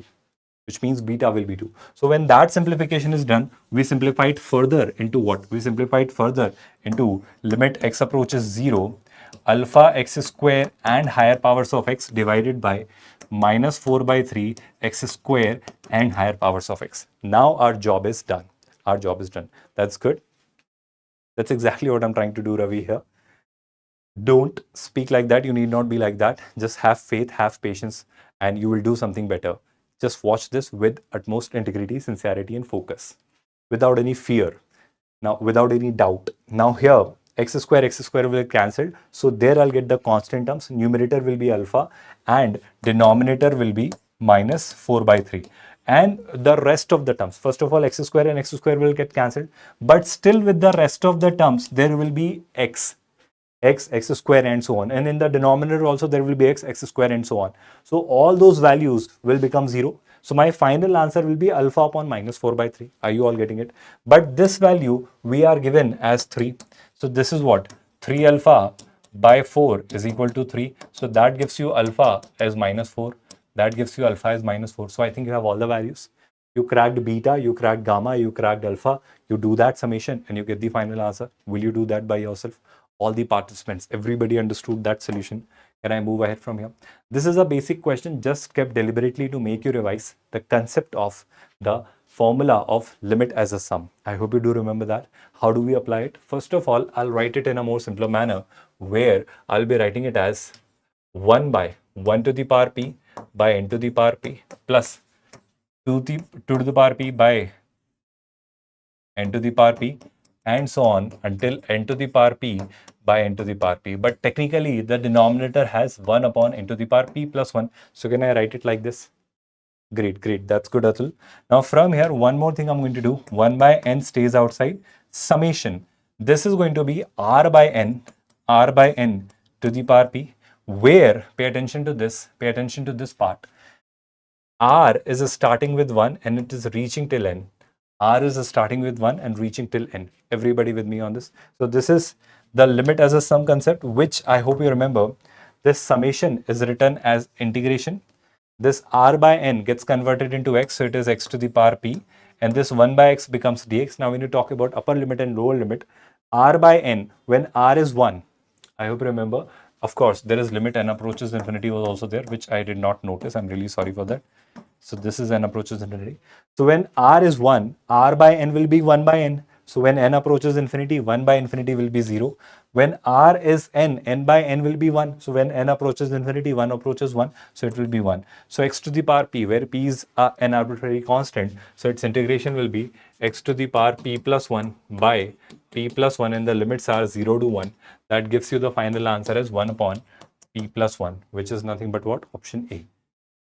We have deliberately kept just to make sure that you revise this concept and you do remember this, because questions are asked based on this. This is a very simple, straightforward example on this, but they ask questions based on this particular formula. Please don't forget that. Here comes the next question for the day. What does it say? It says m and n be the number of points at which this function x, x cube, x to the power 5, x to the power 21. So all these odd powers of x are there, right?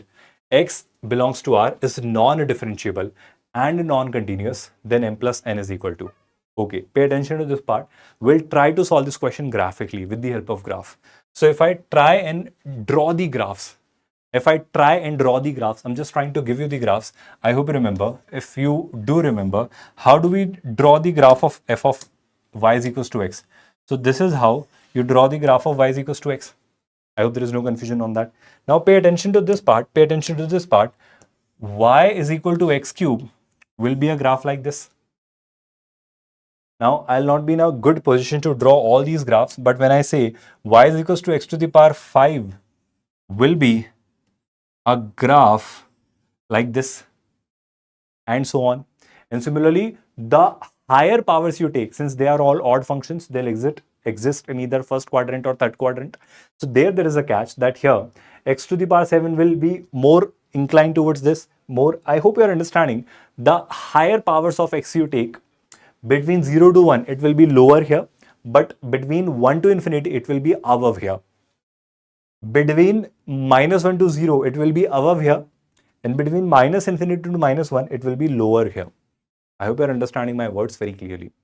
So let's say here, if I could simply say that this is the curve y is equals to x, this is, let's say, the curve y is equals to x cube, and in between there is x to the power 5, x to the power 7, x to the power 9, x to the power 11. This is the final curve y is equals to x to the power 21. This is the final curve y is equals to x to the power 21. Now, first of all, please understand, yes, that's good, Videsh, that's brilliant. Now, we need one thing, that we don't want all of these curves, we want the maximum of them. So, if somebody asks you for the maximum of all of them, what do I say? I'll say, sir, till minus 1, this is the maximum. From minus 1 to 0, this is the maximum. From 0 to 1, this is the maximum.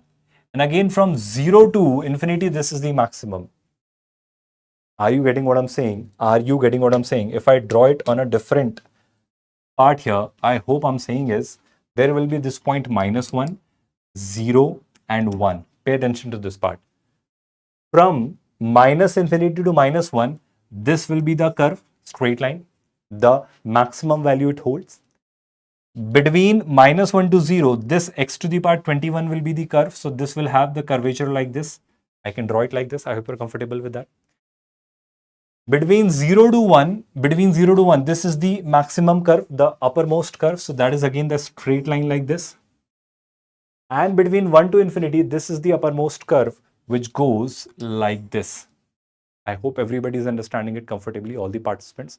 And with that, we can solve this question graphically within seconds. That's good, good, good, students. So this is a sharp turn, this is a sharp turn, or this is also going to be a sharp turn.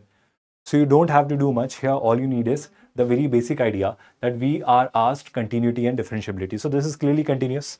From -infinity to infinity, I can see this function is continuous.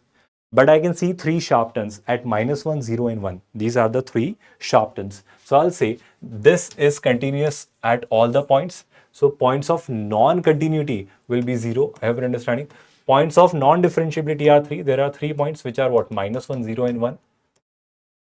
So these are the 3 points where it is non-differentiable. M plus N is what? 3 plus 0. That's good, Samruddh. That's good, students. That's brilliant. With that, let's take I'll say 10 minutes break, 15 minutes break, I'll say. It is 8:45. Can we resume the class at possibly, it's not 8:45, I'm really sorry. It is 6:40. So 6:40, 10 to 15 minutes break I'm taking, and we'll resume it around 6:55. Will that be okay? So we are taking a break and we'll resume at around 6:55. I hope you are okay with that. So let's take a break of 10 to 15 minutes and we'll then resume in 15 minutes. Is that okay, everyone?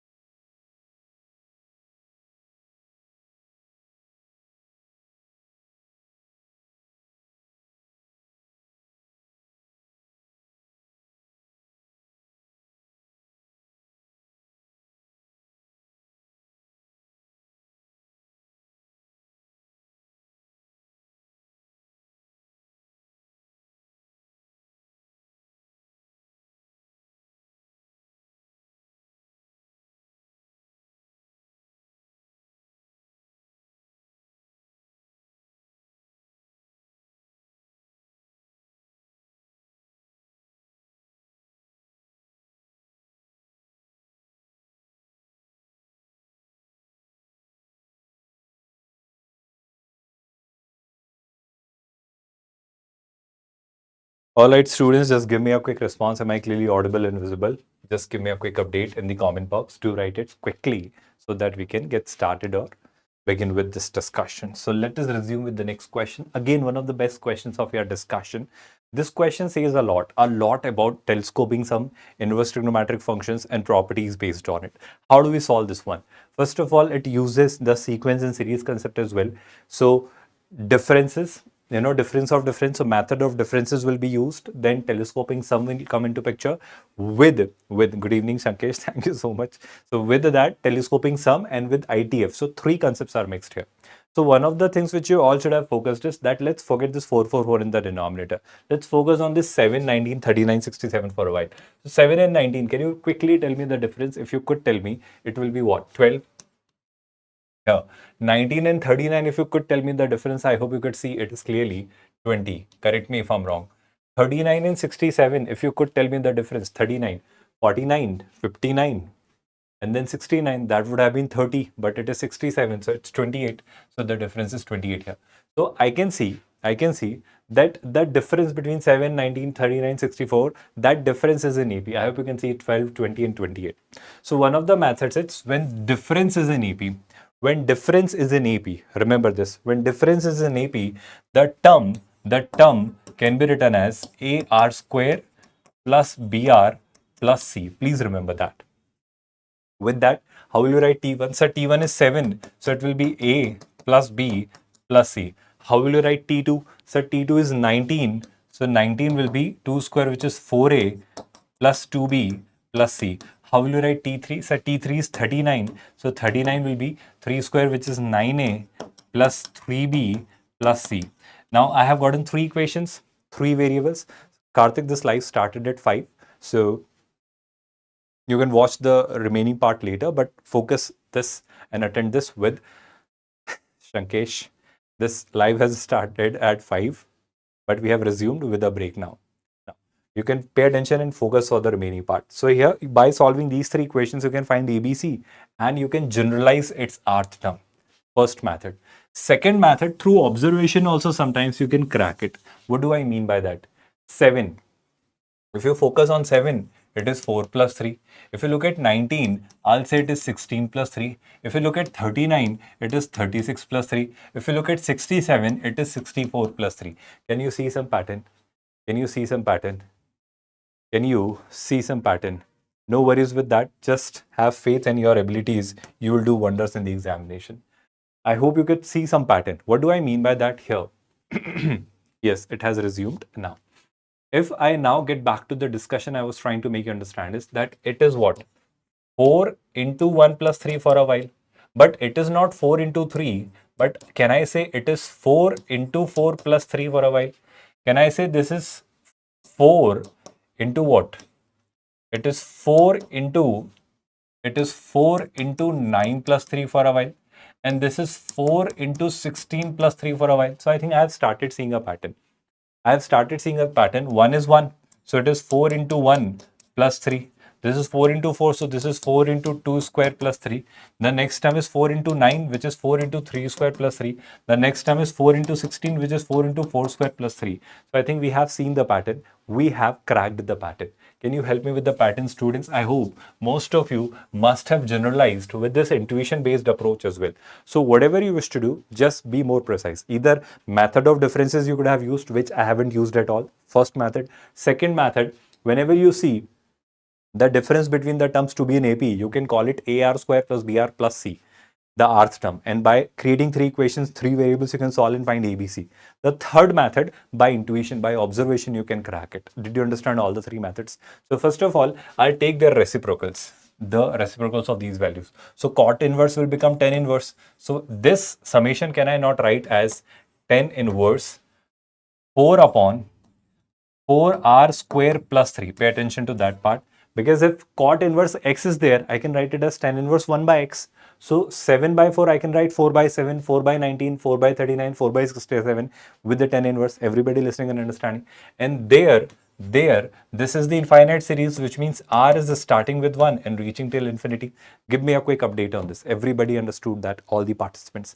Now, one thing I do is I take 4 common from this. So when I take 4 common from this, I'm doing it deliberately to make it look like telescoping sum so that my job is done. So when I do so, when I take 4 common, this summation 10 inverse, I hope it's visible to everyone. When I take 4 common from the numerator and denominator, numerator stays like 1. Denominator becomes r square plus 3 by 4. Give me a quick confirmation on this. Everybody understood that? All the participants. Here, r is clearly from 1 to infinity. That you need not write time and again because you know that it is an infinite summation. There, what I do next is, if I add 1 and subtract 1 from the denominator. Why am I doing this? You'll realize it very soon. So what I'm doing in the denominator is, can I write that here only to save some space here? So I'm writing it as summation r is from 1 to infinity, 10 inverse of, numerator stays like that only, but in the denominator is 1 plus r square plus 3 by 4 minus 1 plus 3 by 4 minus 1. And 3 by 4 minus 1 is what? Minus 1 by 4. So I'm writing it as 1 by 4. Everybody with me on this? I hope you all are there, listening, watching, and understanding. Now this r square minus 1 by 4, I hope you're getting it. 1 by 4, I could have written as 1 by 2 whole square. Now look at this part, a square minus b square. Does it not look like something which will help us in creating something more interesting? All I'm saying is that summation r1 to infinity is there, 10 inverse is there. Now pay attention to this part.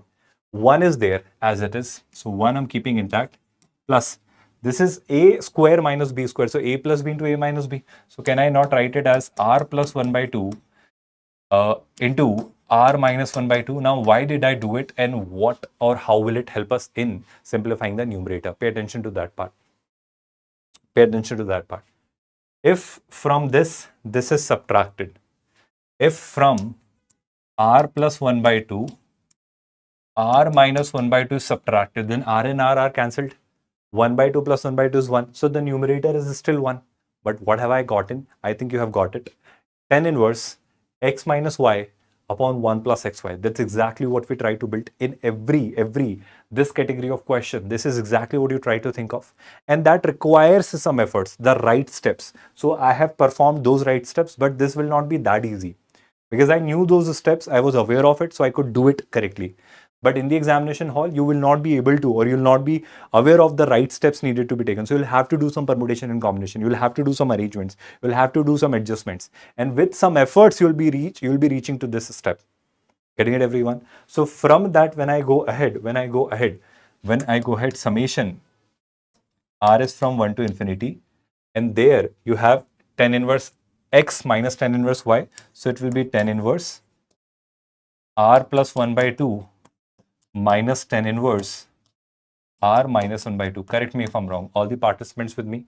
So this is clearly a telescoping sum, and you all know how to deal with questions based on telescoping sum. Everybody with me on this? So with that, when I go ahead, you just start putting some values, you'll start seeing that things will start getting cancelled. So when r is replaced by 1, what you get is 1 plus 1 by 2. So that is 10 inverse 3 by 2. When r is replaced by 1, it is 10 inverse 1 by 2.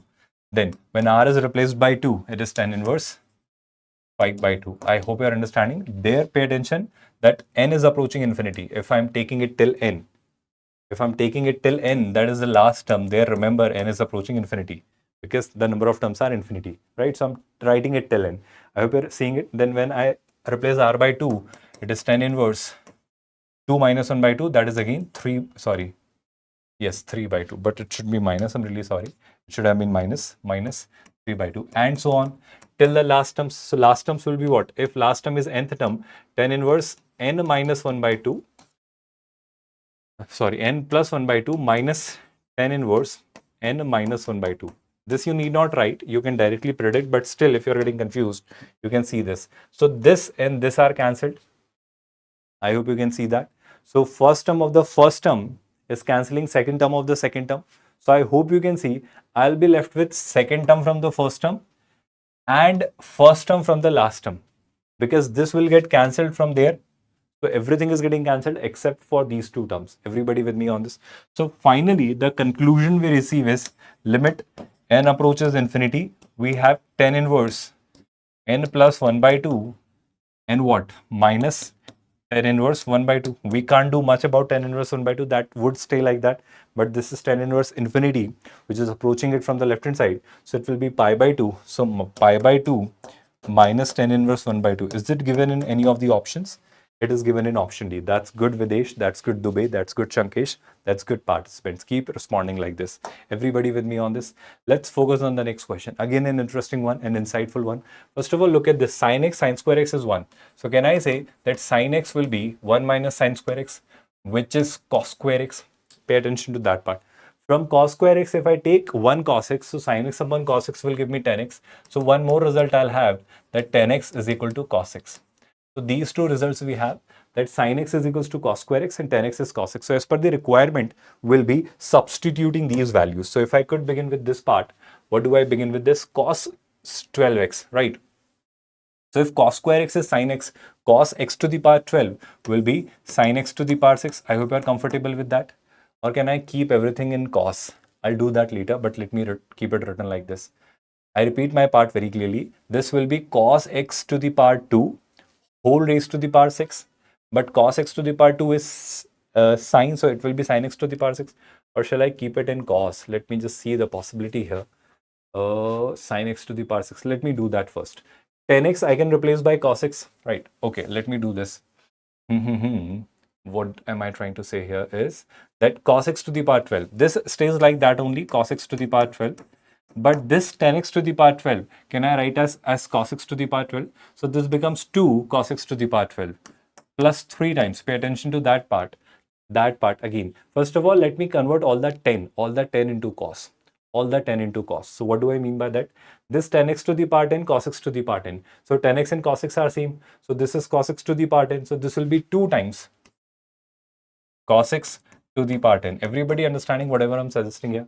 This is cos x to the power 8, cos x to the power 8. So this will be again 2 times cos x to the power 8. Everybody comfortable with whatever I'm doing here? This is again cos x to the power 6, cos x to the power 6. So it is 2 times what? Cos x to the power 6. So this 2, this 2, this 2 can be kept outside first of all. So when this 2 is kept outside, can I do that here only? So let me do it here only. When this 2 is kept outside, this 2 vanishes from here, this 2 vanishes from here, this 2 also vanishes from here. I hope you all are understanding comfortably whatever I'm doing. Everybody with me on this, all the participants. Now the next thing which I do is, pay attention to that part.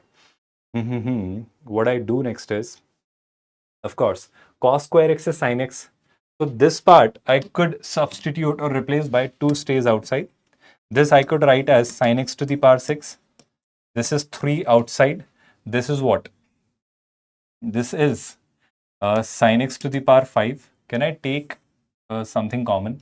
Can I take, okay, that common I'll do later, but let me do this simplification first. So this will be sin x to the power 5 and this will be sin x to the power 4. Are you all understanding whatever I'm doing? And this will be sin x to the power 3. Everybody understanding all of this comfortably? Everybody give me a quick confirmation. One thing also I could have done, which is what? I could have taken sin cube x common, because sin cube x is clearly visible. That I could have done from that part only, but let me do it now. So 2 sin cube x, if I take common, what am I now left with? This still leaves you with sin x to the power 3. This is 3 still, but this is what? Sin cube x you have taken common. So it is sin square x plus what? Sin x. Correct me if I'm wrong. This is sin square x plus sin x. And there, this sin cube x when goes outside, it leaves you with 1. It leaves you with 1. Everybody comfortably understanding whatever I'm doing or suggesting here? Are you all there with the no confusion? I am willing to convert it into the identity a cube plus b cube plus 3ab into a square b, but there is a catch. I am not seeing 3ab. Are you seeing this? Yes, Dhanush. Glad to hear it from you. But I'm trying to convert it into the identity, which is a cube plus b cube. I hope I haven't made any error, because when you take sin cube x common, sin cube x, sin square x, sin x, then sin cube x, right? But that one thing is missing from this. How do I create or bring it here? I hope I have written the values correctly. Cos 12x, cos 12x, cos 10x, cos 10x, cos 8x, cos 8x, cos 6x, cos 6. Is that 2 goes outside? So it leaves you with cos square, cos 10, cos 8, cos 6, right? Then when I take cos, I could have taken cos 6 common, but I cos 6, cos 5, cos 4, cos 3. Then I have taken sine 3, I mean sin x to the power 3. Then I'm left with sin x cube, sine square, sin x 1. Right? Yes, the answer could be D, but are we seeing something here? Are we seeing something here? Or rather, what I'll do is sine square x plus sin x, I'll substitute by 1 without any hesitation. Let me do that. Then a cube plus b cube I'll use rather, right? I'll use that one. So where do I do it? Can I do that here? I hope you're comfortable with that if I do it here. So here, sine square x plus sin x, can I substitute that by 1? So 2 sine square x stays outside. And here, you're left with what? Sine cube x plus 1 plus 3. Plus 3, right? Sine cube x plus 1 plus 3, because sine square x plus sin x is 1.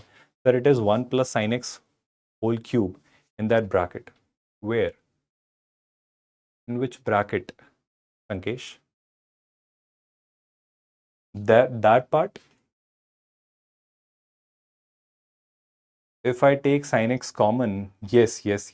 I did not notice it. Thank you so much for that suggestion, Sankesh.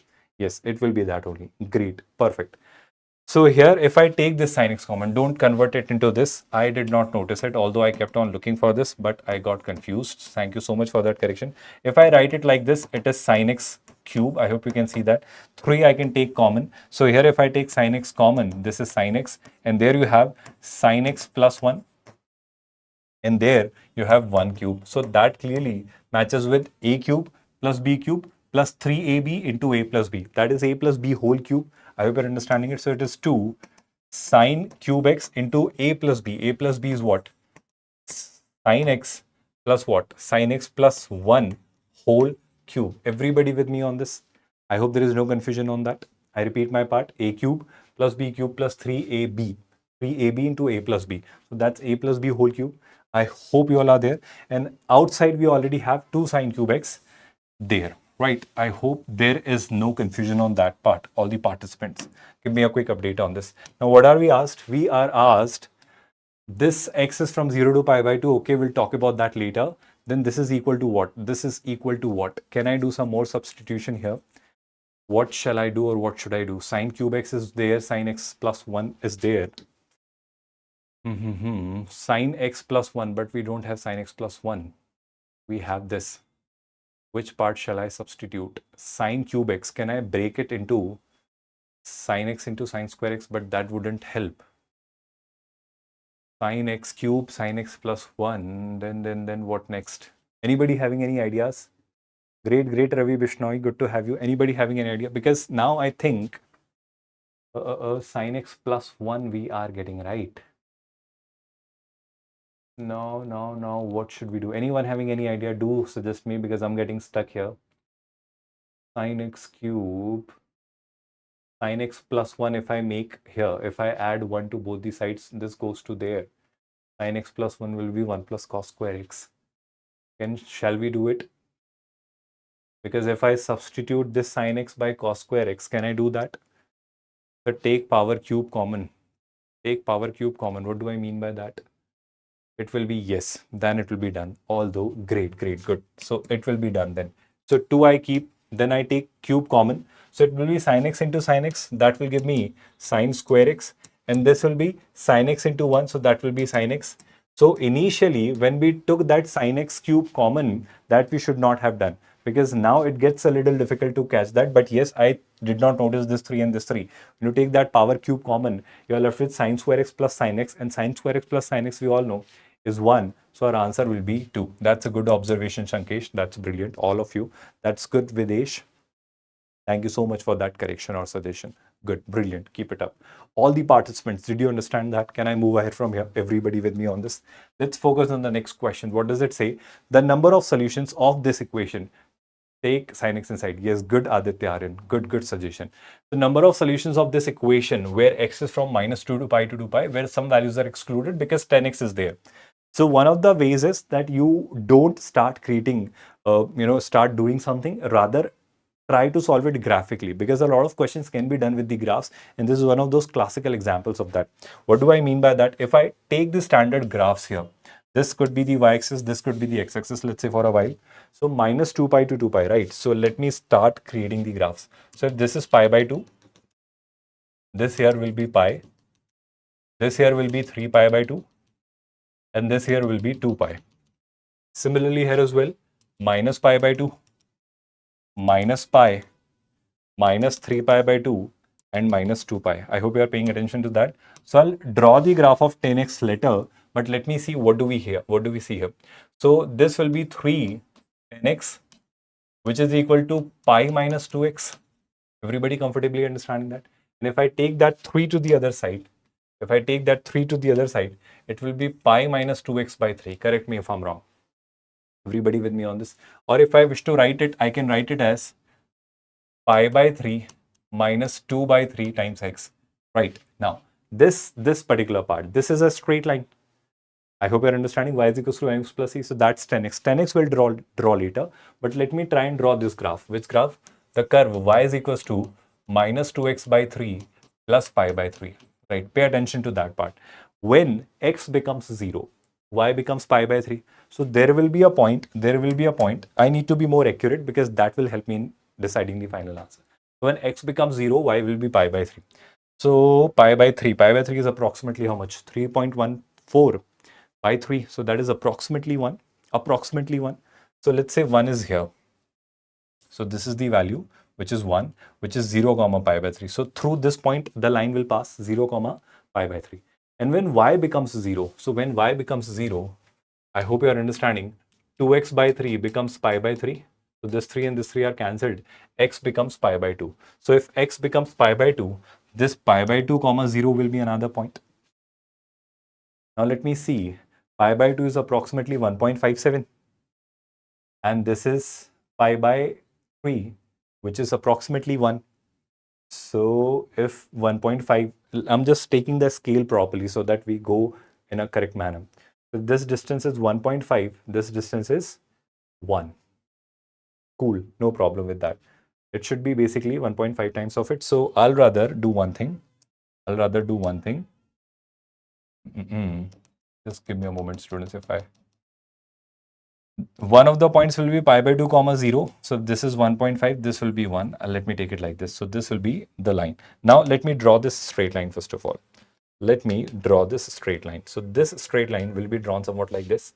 If I join these 2 points, this straight line will be going somewhat like this. I hope you are comfortably understanding.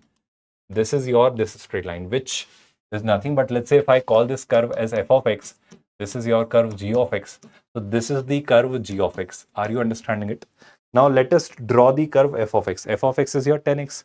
If I begin with 10x, I hope you remember, this goes like this, then it goes, I hope you're understanding it, then it goes like this, and then this, then it goes like this, but this is your 2 pi, so you stop here. I hope you're understanding it.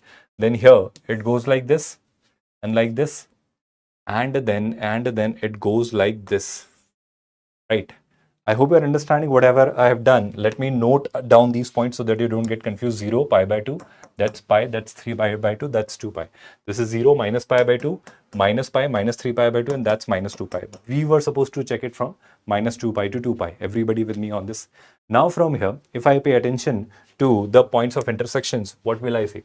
Sir, here, it is intersecting once here, then the second time here, then the third time here, then the fourth time here, and then the fifth time here. Correct me if I'm wrong. Will there be 5 solutions? Option B. Shankesh, why will it be option A? Let me check it once again. 1, 2, 3, 4, 5. There are 5 solutions. Why would be it 6? Everybody understood that? All the participants? Great. That's brilliant. Good to have you all. From here, when I go ahead, the number of ways in which 5 girls and 7 boys can be seated around a round table so that no 2 girls sit together. So I need to keep the girls away. So first of all, in a circular arrangement, when you are asking 7 boys to be seated, 7 boys in a circular arrangement can be seated in 7 minus 1 6 factorial ways. And now 7 boys, boy 1, boy 2, boy 3, boy 4, boy 5, boy 6, boy 7. These 7 boys are seated. So when these 7 boys are seated, 1, 2, 3, 4, 5, 6, 7 spaces are created for these 5 girls, because if you make these 5 girls sit at these 7 spaces, they'll be separated. They'll be separated by the boys. What does it mean? That means girls will not be able to sit together. No two girls will sit together. So out of these 7 available spaces, I'll select 5 spaces for those 5 girls, and then I can rearrange those 5 girls at those 5 places in 5 factorial ways. Now don't treat it as a circular arrangement question, because now it is a linear arrangement based question, because boys have already created the spaces distinct. It's not random topic questions. We have started sequentially. Now we have come to PNC, and that's how we are moving ahead, Haryanvi boy. If you watch this entire lecture thoroughly from the beginning, you'll see there is a pattern. We started with statistics, then probability, and so on. So every chapter is getting covered with that. Now, I hope you got this idea. You can simplify this and get the answer. Can you do that simplification, or shall I do it? I hope you are good at that. You're comfortably good at that. I hope one thing you all know, that 6 factorial stays like that, 5 factorial stays like that, but 7c5 can be treated as 7c2, and 7c2 is 7 into 6 by 2 into 1. Good. From here, when I go ahead, let's solve the next question. What does it say? This is again a good question, a very good question. The spelling of doubt is D-O-U-B-T. Now here, the number of triplets XYZ, where XYZ are distinct non-negative integers. Distinct non-negative integers. The problem here is the word distinct. The problem here is the word distinct. Now, this is not doubt. The doubt is D-O-U-B-T. Ganesh, no worries in that. Ask your doubt. If it is really a genuine one, I'll definitely answer it. So, non-negative integers. Forget that. Forget that. Let's say this distinct word is not there. We are solving it for the non-negative integers, which means I am solving an equation x plus y plus z is equals to 15. No constraint is there. You just give me the solution there. Now, how do we give the solutions? I'll simply say, I hope you remember the solution, non-negative integral solutions of this equation x plus y plus z is, it's like 15 chocolates are there, and they are to be distributed among 3 children, 15 identical chocolates. I hope you remember n plus r minus 1 c r minus 1, that's the formula. What is n? 15. So it should be 15 plus r. What is r? The number of people.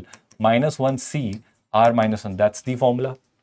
I hope you do remember that. So with that, I'll have 15 plus 3, which is how much?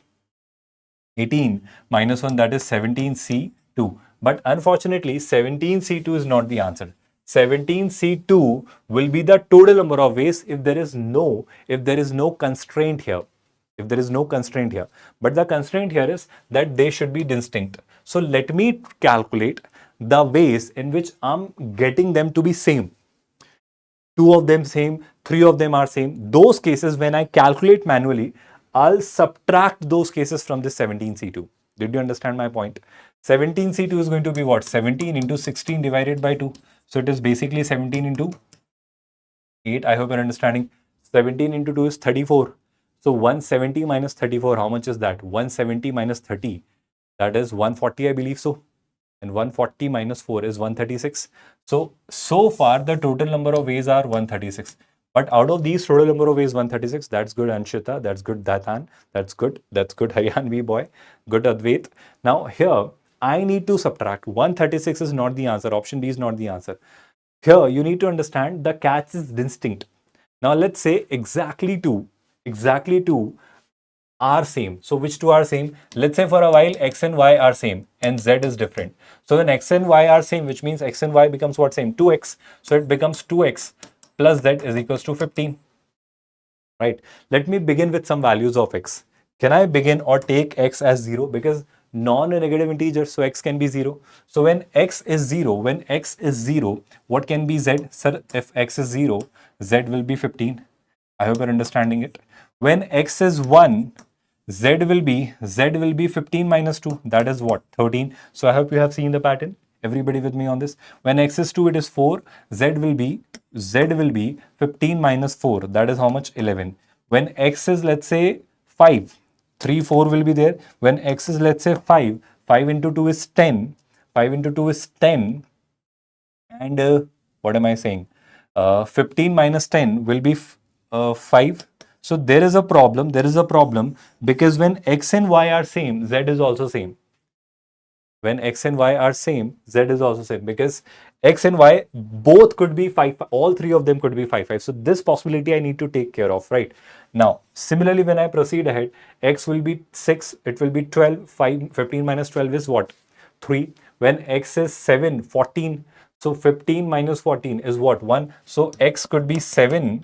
So 14 minus 15 minus 14 is 1. So when x is 7, it could be 1. Can I take x to be 8? Because when x is 8, 16, 15 minus 16 will be minus 1.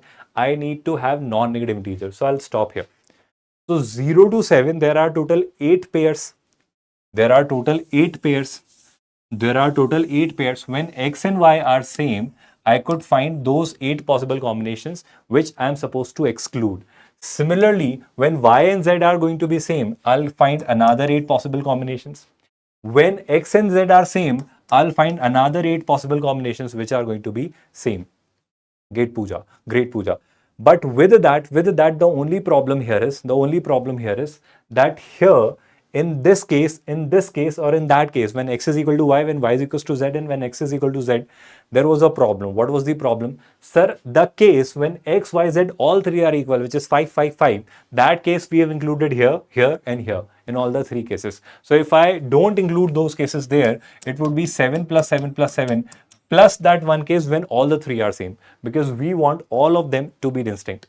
So 7 plus 7 plus 7, that is how much? 21 plus 1, that is 22. So that 22 is needed to be subtracted, because here in these 22 cases, either two of them are same or all three of them are same. And with that, you can write the final answer, that is 114, which is option C. Everybody understood that, or shall I repeat that solution? All the participants. That's good. Great, students. Keep responding. Keep responding. And here, let's solve the next question. What does it say? There are 12 points in a plane, no three of which are in the same straight line. Great. Except 5 points which are collinear. Except for 5 points which are collinear. So there are 12 points, out of which no three of which are in same straight line except 5 points. Total number of triangles that can be formed with the vertices of any of these 12 points. First of all, when 12 points are given, the number of triangles can be formed will be 12C3. Do you remember that? Because 12C3 means what? Out of 12 points, 3 points can be chosen in 12C3 ways. That is the number of triangles. But there is again a problem. What is the problem? I hope you do remember and understand that, sir, here, out of these 12 points, 5 points are collinear. So with those 5 points, no triangles will be formed. Because those 5 points, if you take any 3 of them, there will not be any triangle, that will still be a straight line. So those triangles I have additionally counted here.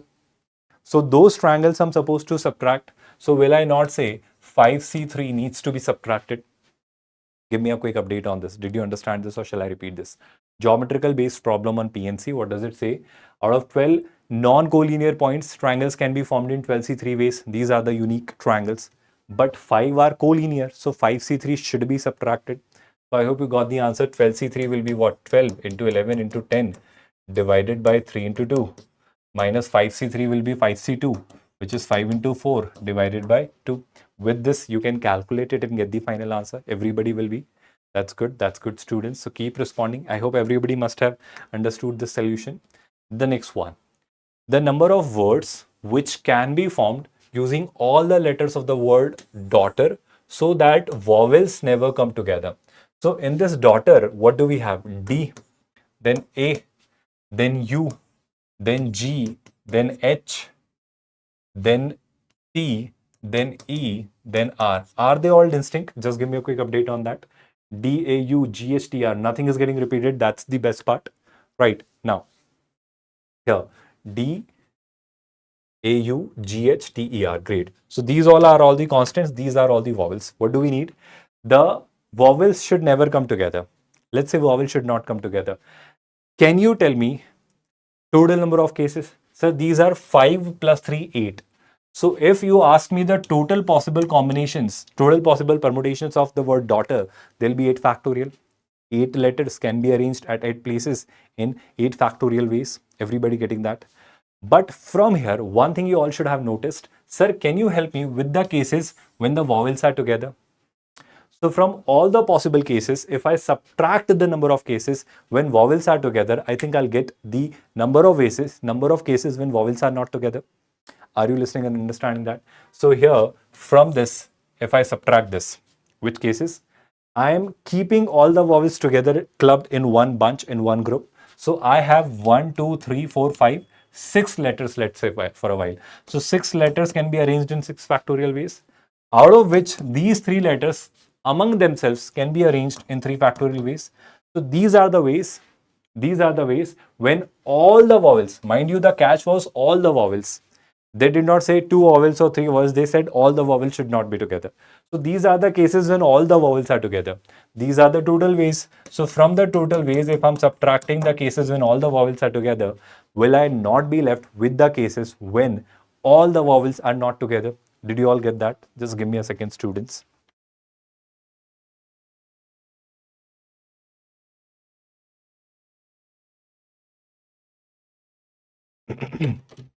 Now from here, when you have understood this particular part, can we move ahead from here? Then the next question which you look at is this one. Again, an interesting one, an insightful one. You can solve this graphically. If you are good with graphs, you can solve this within seconds. Let me refresh my screen. Great, great, Simon. That's good. I hope your name is Simon, if I'm pronouncing it correctly. No, nobody is late. Just keep responding, keep interacting. You all are going great. Perfect, brilliant. Mithu, just do one thing. If your name is Mithu, just do one thing. After the session, whatever part of this video you may have missed, just attend that part. Watch that part later. But right now, focus here. 3 things. Set A, set B, and set C are there. Set C, we'll talk about that later. But let's focus on set A and set B. What are we given here? Set A, mod of x plus y is greater than or equal to 3. We know when mod of something is greater than or equal to 3, then that value is either less than that negative of that number or greater than positive of that number. So if I could split it into 2 parts, I'll say x plus y is either less than or equal to minus 3 or x plus y is greater than or equal to plus 3. Everybody got that? I hope everybody is with me on this. No confusion on that. All the participants. Can I move ahead from here? Just give me a moment. Let me have some water and then we'll resume in a while. Just give me 2 minutes.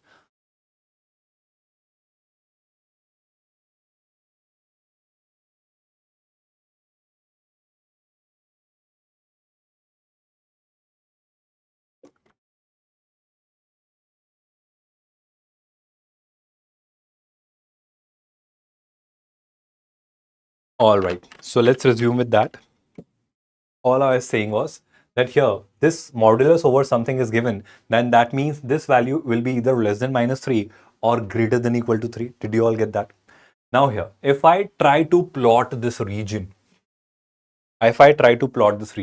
let me treat it as a straight line. Let's say there is an equality. So x plus y is equals to minus 3, x plus y is equals to 3. How do you plot this region? So when x plus y is equals to 3, I'll say this is that line which is passing through 3 comma 0 and 0 comma 3. Everybody getting that?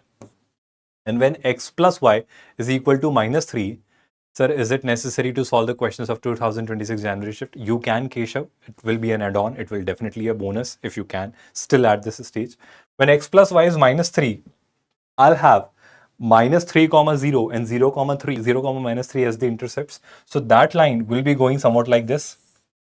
Here, this point will be 0 comma minus 3 and this point here will be minus 3 comma 0.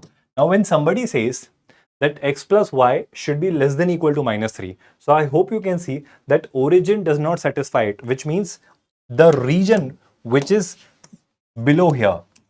I hope you're understanding it. And when somebody says x plus y should be greater than or equal to 3, which means the region which is above this line.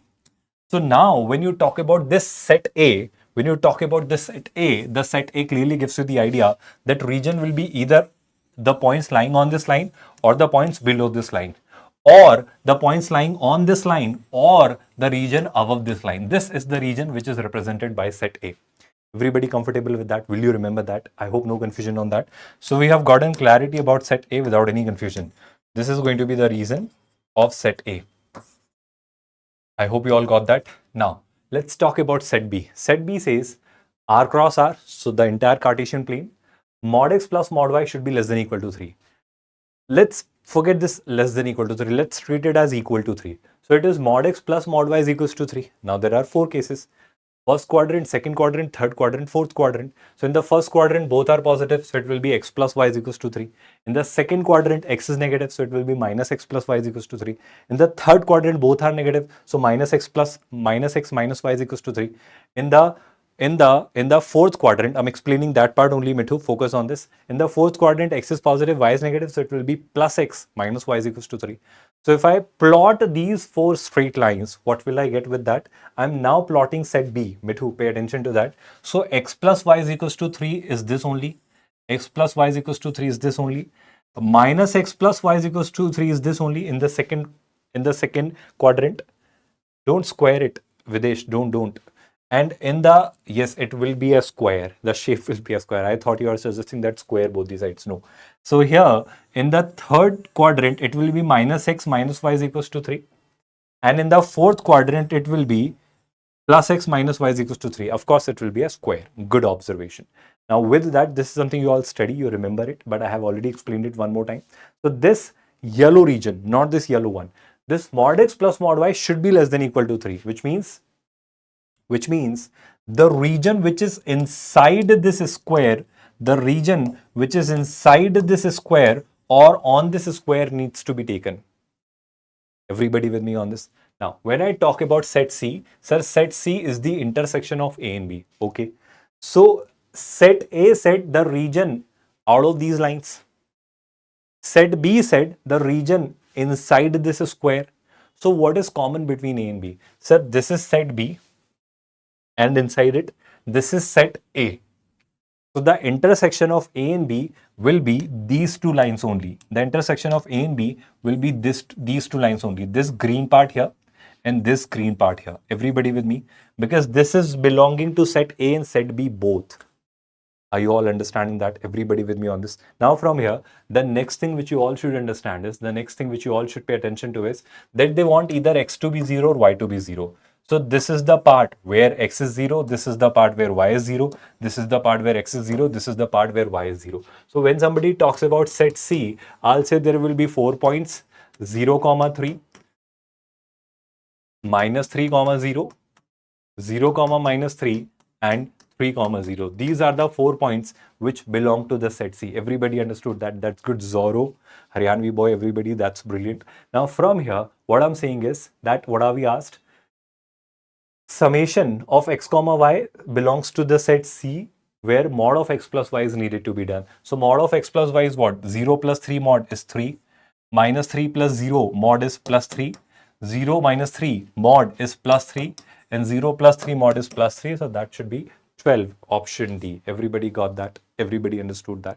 That's brilliant, students. I hope those who are asking me to explain it again have understood it more clearly. Shall we focus on the next? No, 24 will not be the answer. 12 will be the answer. Here, let us go ahead with that. F is a function such that this is given by this. Then you are asked f3 plus f of 8. Now, one thing you all should have focused upon is 24 is a very interesting number, which is 3 into 8. Now, with that, you can crack this question within seconds. How? Let me replace x by 3. So, it will be f of 3 plus 3 f of 24 by 3, that is 8. So, 3 into 4, that is 12. And then when I now substitute x by 8, what I get is f of 8 plus 3 into f of 24 by 8, that is 3.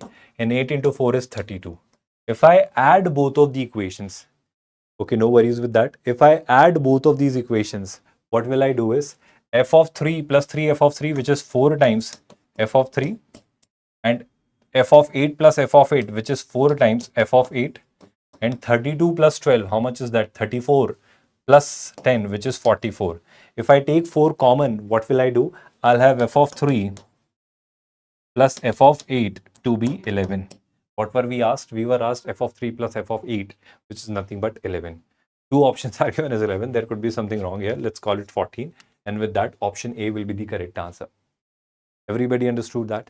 Such simple and silly questions are also asked by JEE Mains. It's simply a matter of observations. Everybody understood that? That's good. Datan, famous user, all the participants. Good, great.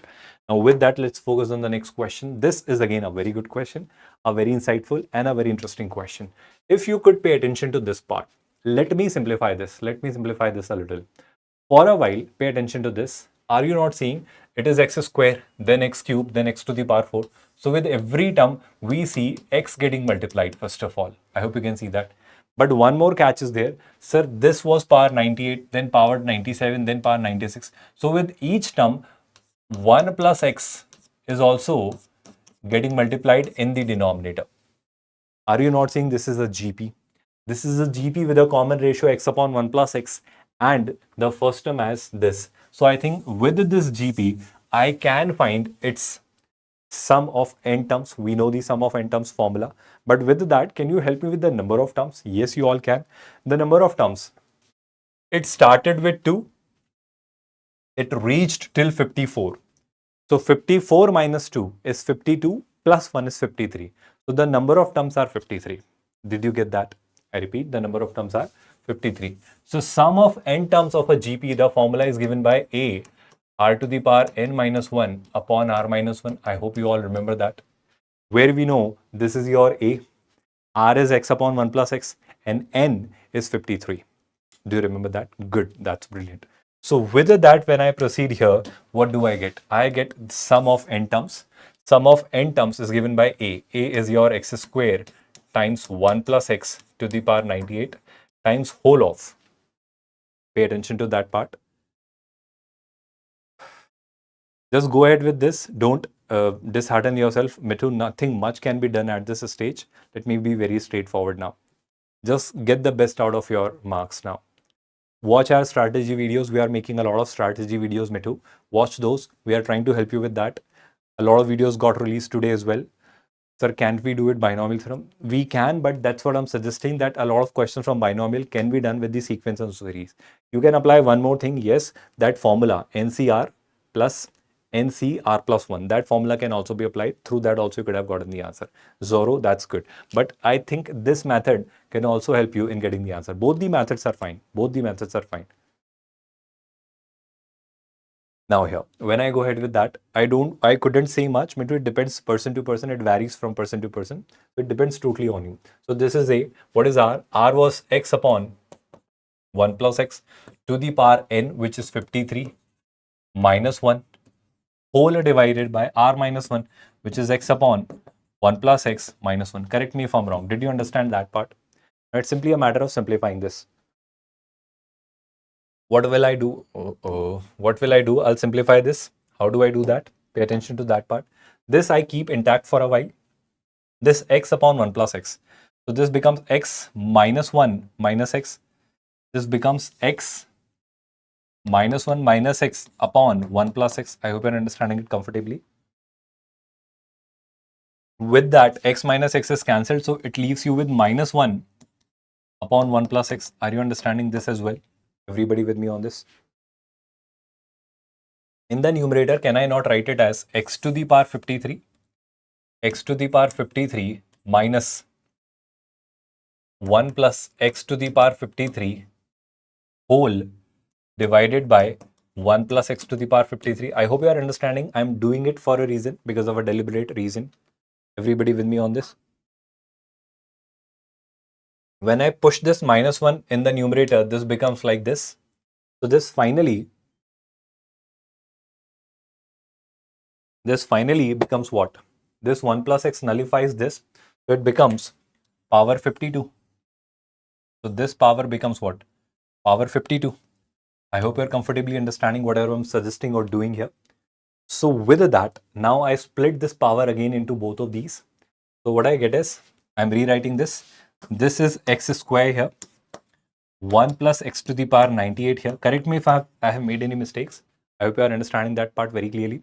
And from here, it is minus x to the power 53 divided by 1 plus x to the power 52. And there you have 1 plus x to the power 53 upon 1 plus x to the power 52 leaves you with 1 plus x. Correct me if I'm wrong. Everybody with me on this, all the participants. Now from here, what I do next is, I'll push this inside. So when you move this inside, what you get is this x square getting multiplied to x to the power 53 gives you x to the power 55. So this is minus x to the power 55 times 98 and 52. What is the difference? 98 and 52. So that should be 6 and 4. 46, correct me if I'm wrong.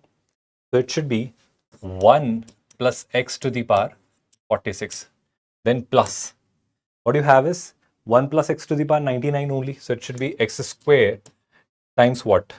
1 plus x to the power 99. So that's the advantage of using this one, Zoro. That's why I suggested you to go for this one, right?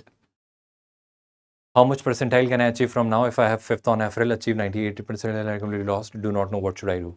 So Nali, in that case, watch our strategy videos. We are coming up with a lot of things. So Sumit sir, I, Gaurav sir, we all are coming up with a lot of things here. Now, what do we need? We need the coefficient of x to the power 70. Pay attention to that part.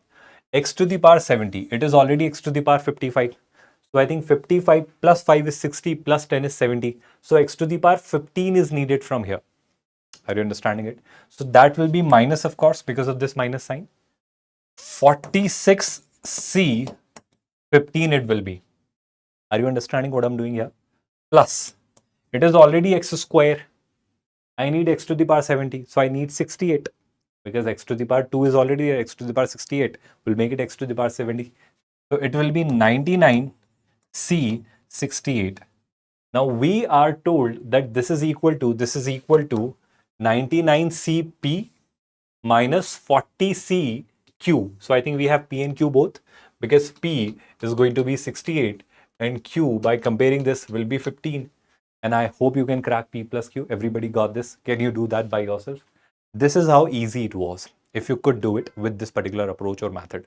All the participants understood this. Everybody with me on this. Can I move ahead from here? Everybody? Now here. When I go ahead with the next question, what do we see? Here.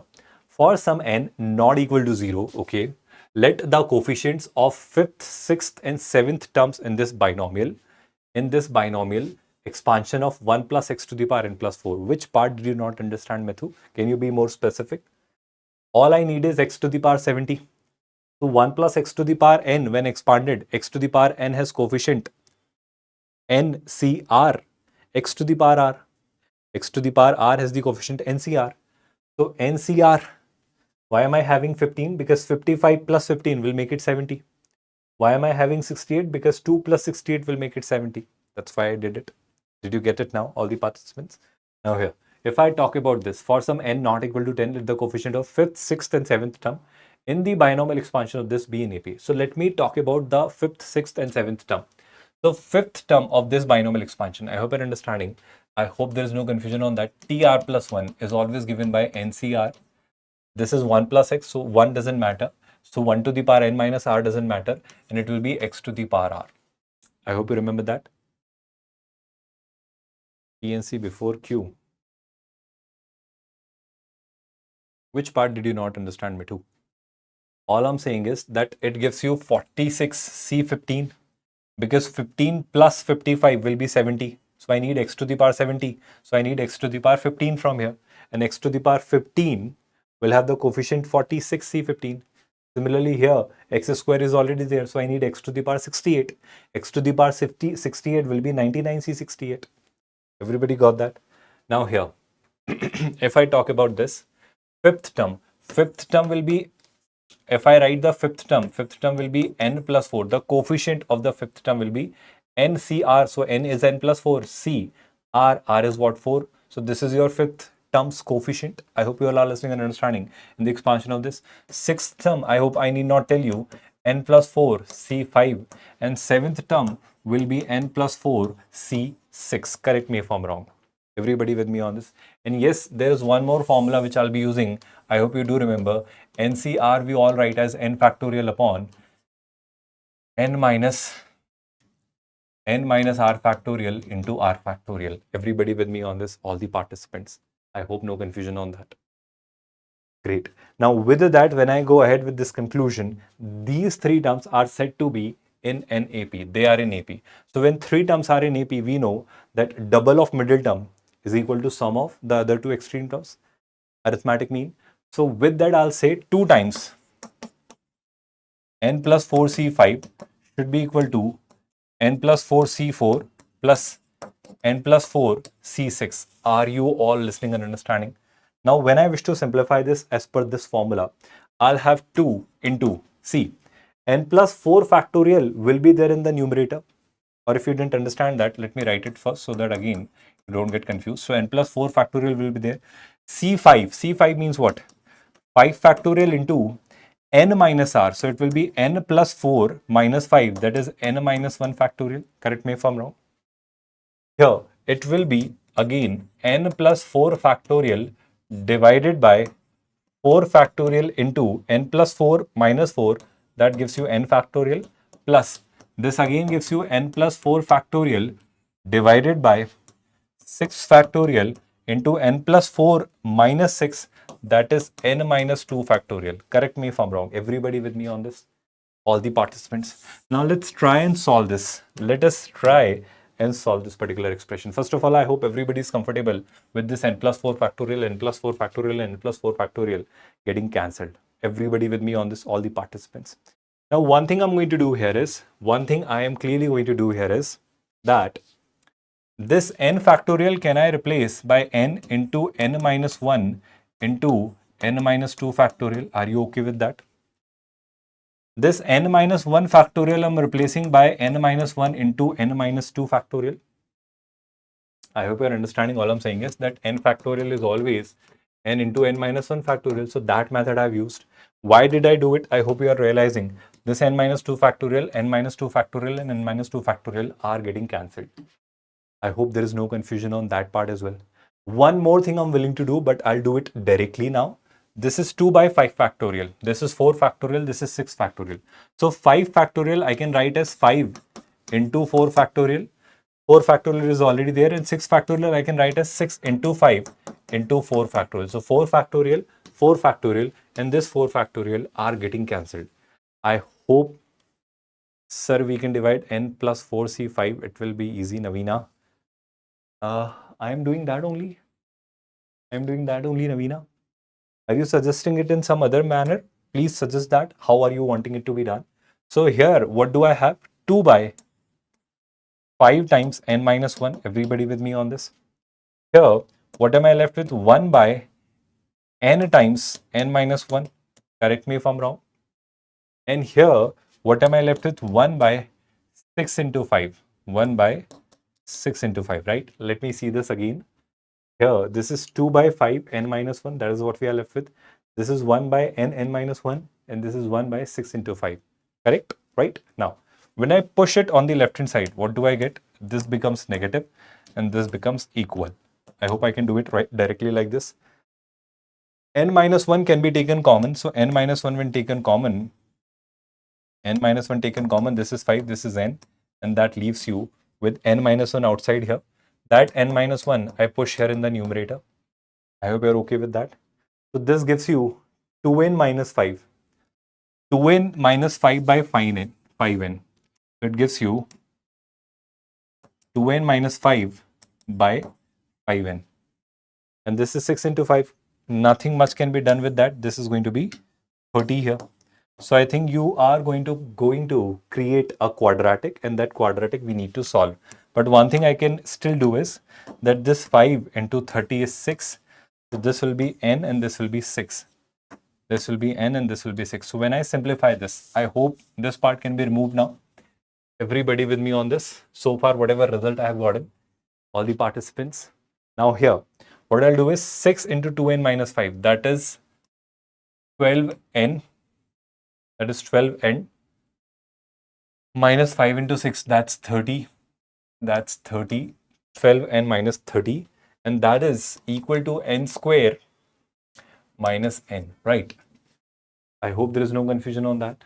And with that, when I solve this, it will be n square. 12n goes to the other side, becomes minus 13n. And this becomes plus 30 is equal to 0. So there I get two values of n, because here it will be minus 10 and minus 3n, right? But we were told that n is not 10. If n is not 10, n will be 3. First of all, this conclusion we have received, n is going to be 3. Everybody with me on this? Now, if we have received n to be 3, the largest coefficient in the expansion of this, please understand, now it is 1 plus x to the power 3 plus 4. 3 plus 4 is 7. So 1 plus x to the power 7. Now pay attention to that part. Largest coefficient will be the middle term. Since the power is odd, there will be even number of terms. That means total 8 terms will be there. So first 3 terms if I remove and the last 3 terms if I remove, then I'll be left with the 4th and 5th term. They'll be having the largest coefficient. I hope you're understanding. So you write either the 4th terms coefficient or the 5th terms coefficient, they'll be same. I hope you're understanding it. So I need to write the 4th term. 4th term means what? T3 plus 1. That is NCR. NCR means what? 7C3. 5th term will be 7C4, which is 7C3 only. So your answer will be 7C3. I hope you know how to expand it. 765 divided by 3, 2. So your answer will be 35. Everybody understood that? All the participants? Everybody got a decent, crystal clear clarity on this, that how should you be solving questions based on binomial? There is another very interesting question on binomial. This category of questions are asked by JEE Mains repetitively. Sir, are these questions and their concepts are enough for a good percentile? Keshav, yes, at this stage, I'll say something is better than nothing. And what we are doing is definitely something substantial. I can vouch for this. We have done a lot of preparation in the background. So yes, it is something really substantial. Which last step, Dhanush? I did not understand. Which last step do you want me to repeat? There are total 8 terms. So the middle term will be the having the largest coefficient. So there are 2 middle terms in between, 4th and 5th. So you write either the 4th term or 5th term. Both will be having the largest coefficient. The 4th term will be having the coefficient 7C3. 5th term will be 7C4. And 7C3, 7C4 are same, which you can expand by using NCR formula. That is 35. Got that? Now this is a very interesting, very insightful question. How do we solve this one? Pay attention to that part. The best method here is, first of all, pay attention to this part. I'll expand it for x. The same method needs to be applied for y and you'll get the answer. So instead of doing it for the whole, both x and y, I'll do it for one. So shall I do it for x? Will you do it for y? Me too, I'll say it depends. What will be the next chapter? That will be revealed. That's the surprise. Awesome. Right? Great. Now with that, I'll be solving it for x. Pay attention to that. X is going to be a number certainly. X is going to be a number certainly, which will be having an integral part as well as fractional part. So here, let me say that x is a number, right? Which is what? 8 root 3 plus 13. But if I ask you, we know that I am treating x as a number, which is having an integral part plus a fraction part. At 50 plus marks, what percentile can I expect? In mathematics, if you are asking me, famous user, 50 is an amazing score. In mathematics, it's a really good score. 50 means you have done almost 12 to 13 questions correctly. And with 12 to 13 questions correctly with 100% accuracy, I repeat, 12 to 13 questions correctly with 100% accuracy, you can expect anything above 95 percentile. Yes, that's good, Mithu. So if you know so much, why are you asking these questions? If you answered this question for famous user, why are you asking that question? 32 marks. Now look at this. X is going to be an integral part for fraction part. Now what you do is, I am treating or taking one more number, which is 8 root 3 minus 13, the conjugate of it. The conjugate of it. First of all, can you help me with 8 root 3 and 13? So I'll be taking it as either 8 root 3 minus 13 or 13 minus 8 root 3. Sir, how will you take it? So greater minus lesser I'll do. So I got to decide which one is greater, 8 root 3 or 13. So first of all, to decide between 8 root 3 and 13, the best method is square both of them. Square both of them. So 13 square is what? 169. And 8 square is 64. So this is 64 into 3. 60 into 3 is 180. So 180 in plus 4 into 3, that's 192. So it is already greater. So we know 8 root 3 is greater than 13 because their squares are greater. So with that, I'll take another number as 8 root 3 minus 13. Now, one more thing you got to understand here is that 13 is 13.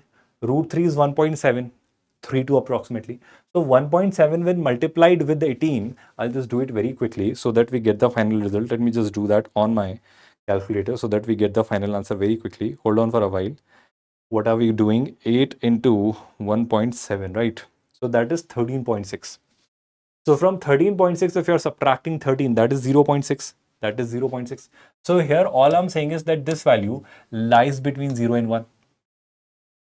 There is a number which we have assumed, 8 root 3 minus 13, that lies between 0 and 1. So if it raised to power 13, that power will also lie between 0 and 1, because if a number is very small, that is between 0 and 1, its higher powers are even more smaller, which means this will be less than, between 0 and 1, which means I am taking another number, 8 root 3 minus 13 to the power 13, and I know this will also be a fraction only between 0 to 1, which I'm treating by f dash. Give me a quick update on this. Everybody understood that part, all the participants. Now from here, what do we do is from this, I subtract this. Why? Because I'm trying to get rid of the irrational terms. How do I try to get rid of those irrational terms? I hope you're paying attention to that. Here, if I write its expansion, if I write this expansion, which is what I plus f for a while, which is x technically, but I'm writing it as I plus f. So I'm writing this I plus f, its expansion will be what? NC0, which is what? 13C0. 13C0 is clearly, I hope you know, is 1. Then you have 8 root 3 to the power 13. So I am getting the irrational terms with odd powers, which are positive. I repeat. Then I'll have what? 13 to the power 0, which doesn't matter. Then 13C. I hope you're understanding 13C1. Then 8 root 3 to the power 13 minus 1, which is 12. And then 13 to the power 1. So with this term, I am very much happy, because this term has root 3 to the power 12. Root 3 to the power 12, which means this term will be a very standard term, an integral term. 13C1 will be an integer. This raised to the power 12 will be an integer. This is an integer. So integer into integer will be an integer. But this will be an irrational term, because root 3 is raised to the power 13. So when you write this expansion, you can clearly see what about f dash. With f dash, I'll see the first term. First term will be clearly again 8 root 13 to the power 13. Why? 13C0. 8 root 3 to the power 13 minus 0, and then minus 13 to the power 0. So that vanishes. Minus, then you'll have 13C1, 8 root 3 to the power 12, and then 13 to the power 1. So I hope you have understood it. If I add both of these, I'll be having only irrational terms that I don't want. I can make some sense out of the rational terms, out of the integral terms. So what I'll do is, I'll subtract this from this. I hope you're getting it. So if I subtract the second one from the first one, I will have on the left hand side I plus f minus f dash. And I hope you're noticing all of those. If I'm subtracting minus, I hope you're understanding minus f minus, what is happening here? Minus, minus, plus, and so on. So here, when I do that, I will have all the irrational terms getting cancelled and rational terms getting added. So I'll get double of some integers. I'll get double of some integers. So whatever this is, even or odd, it doesn't matter, but that into 2 will be an even number, which means, does it not mean that this is going to be an even number? This is going to be an even number. Now pay attention to that part. Pay attention to this part very clearly. I plus f minus f dash is even. Now look at this part. All I'm trying to make you understand is a very crucial result here. This is an integer.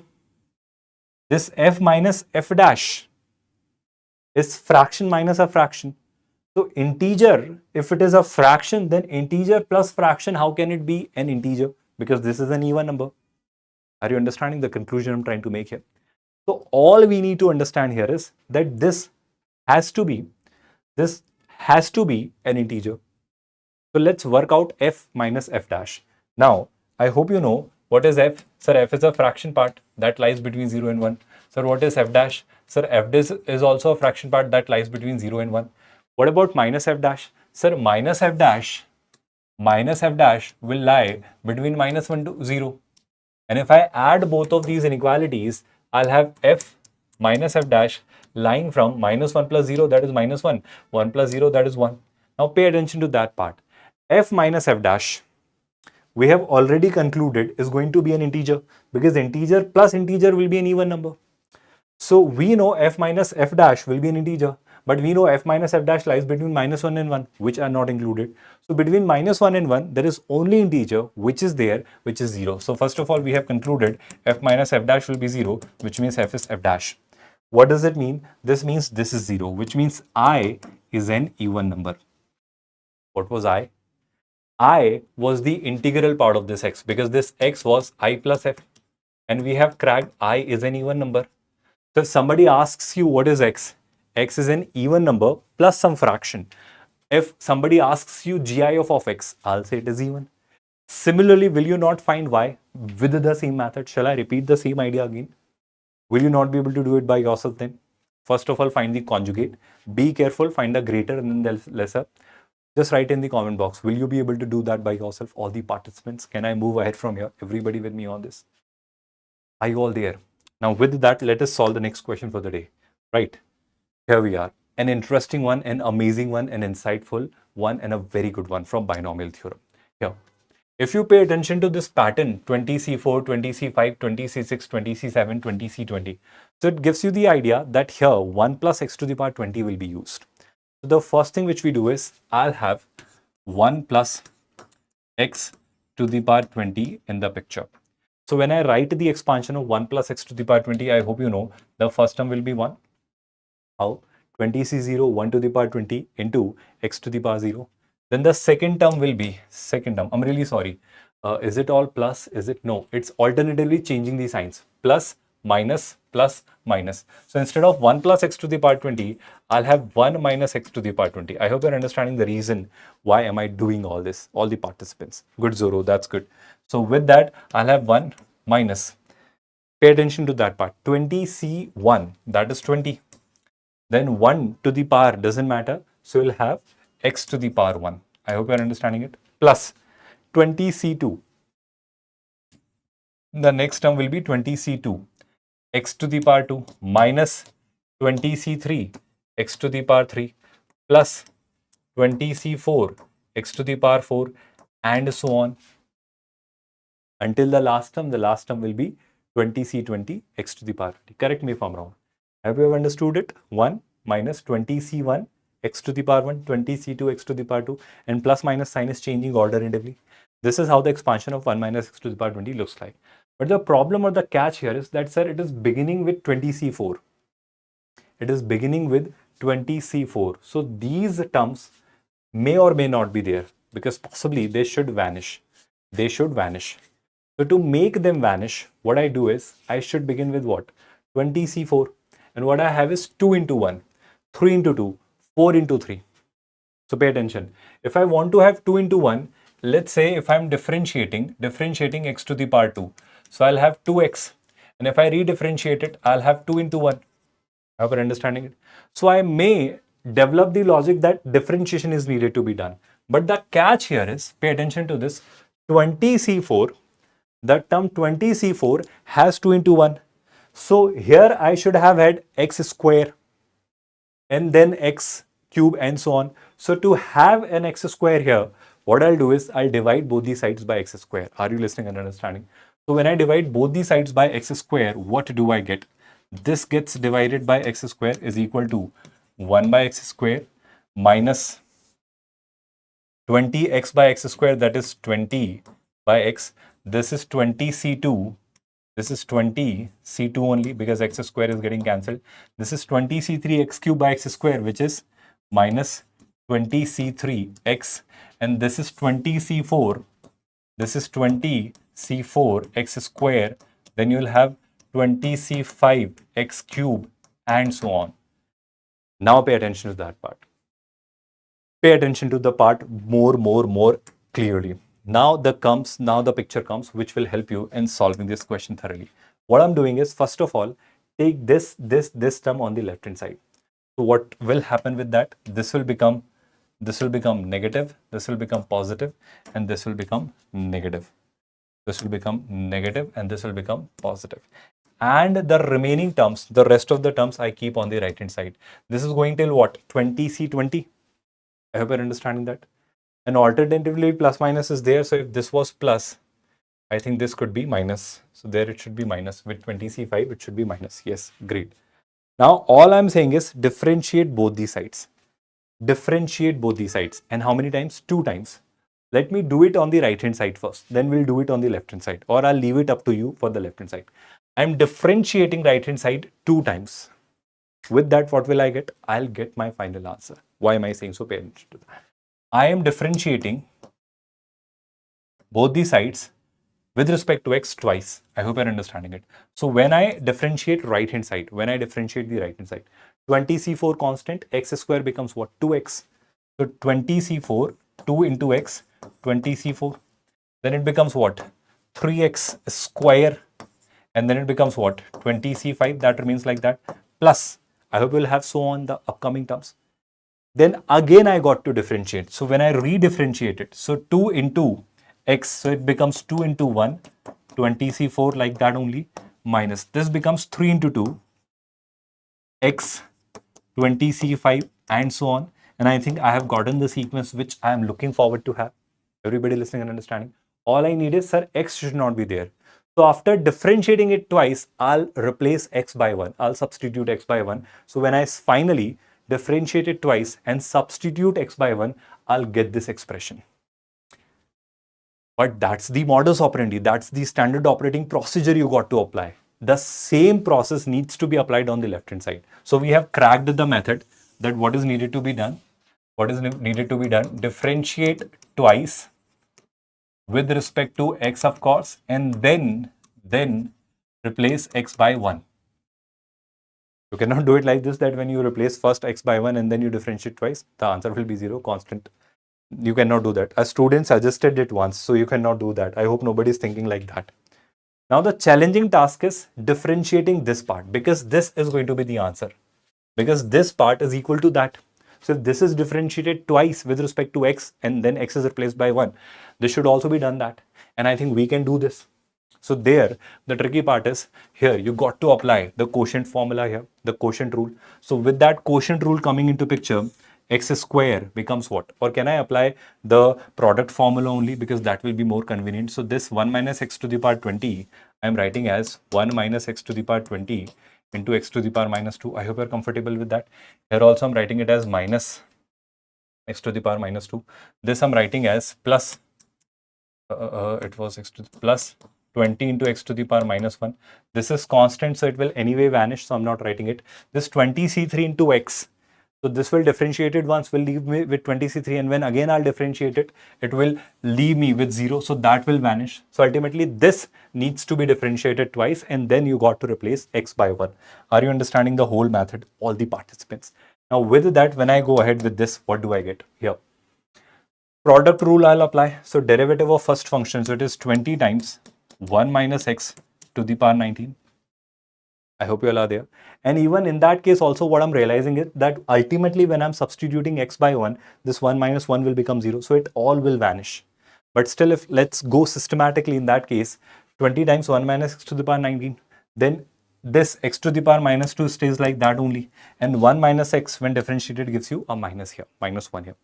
Plus, this first function stays like that only. So 1 minus x to the power 20. Again, it will vanish. It will all vanish because x will be replaced by 1. So it will all vanish. But let me write it more clearly. Otherwise, you'll say, sir, you have, omitted everything. I'm not doing it that manner. So here, x to the power minus 2 when differentiated gives you what? Minus 2 to the front. And then x to the power minus 3. That can be written as, I'm writing it like this only because I'll redifferentiate it again one more time. This has been differentiated. Then x to the power minus 2 will be plus 2, x to the power minus 3. And this will be minus 20, x to the power minus 2. Correct me if I'm wrong. One more time we were supposed to differentiate it because we developed the modus operandi. This was supposed to be differentiated twice and then x was supposed to be replaced by 1. Again, if I am differentiating this and this, then I'll have term in 1 minus x. I'll have term in 1 minus x. Because on the right hand side there were x, all those x should be replaced by 1, then only I'll have terms like this. So ultimately x should be replaced by 1, 0. Did you get my point? I have shown you right hand side the RHS of it. In RHS of it there were terms with x, but here as per the question there is no x in this question, so x should vanish. So I will not replace x by 0, I'll replace x by 1 to make it look like that if it is not there. Are you getting my point statement very clearly here?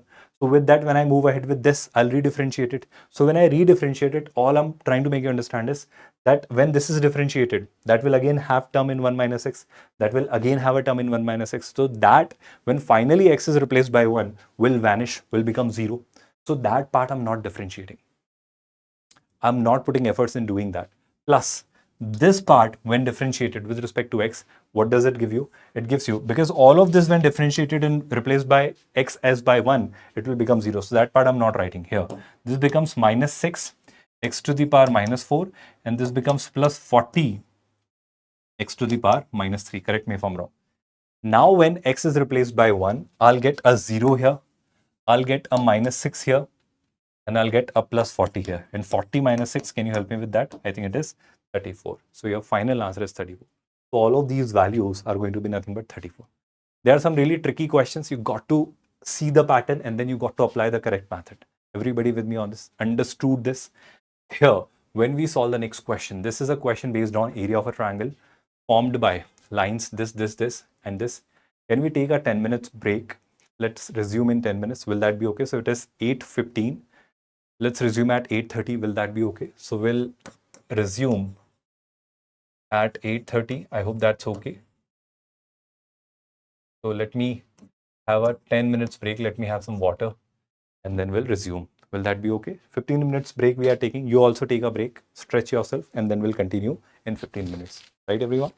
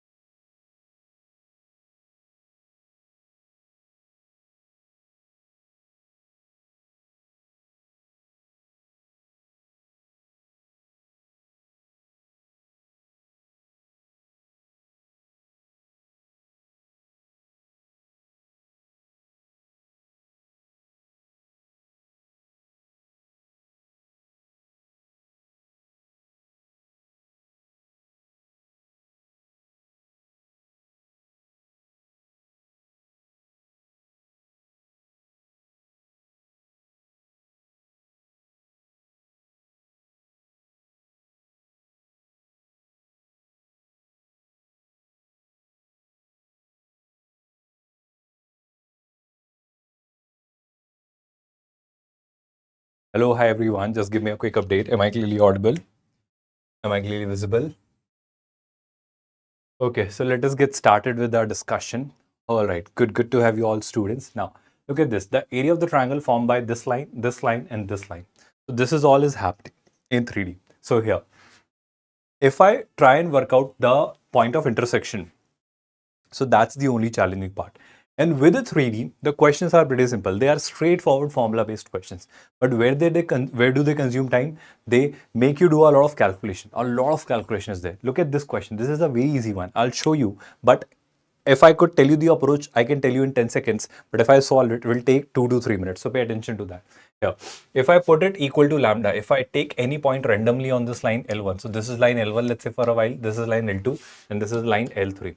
So line 1, if I take any point randomly, if I put it all equal to lambda, so x coordinate will be lambda minus 2, y coordinate will be lambda plus 1, and z coordinate will be lambda. That's any random point on the line L1, right?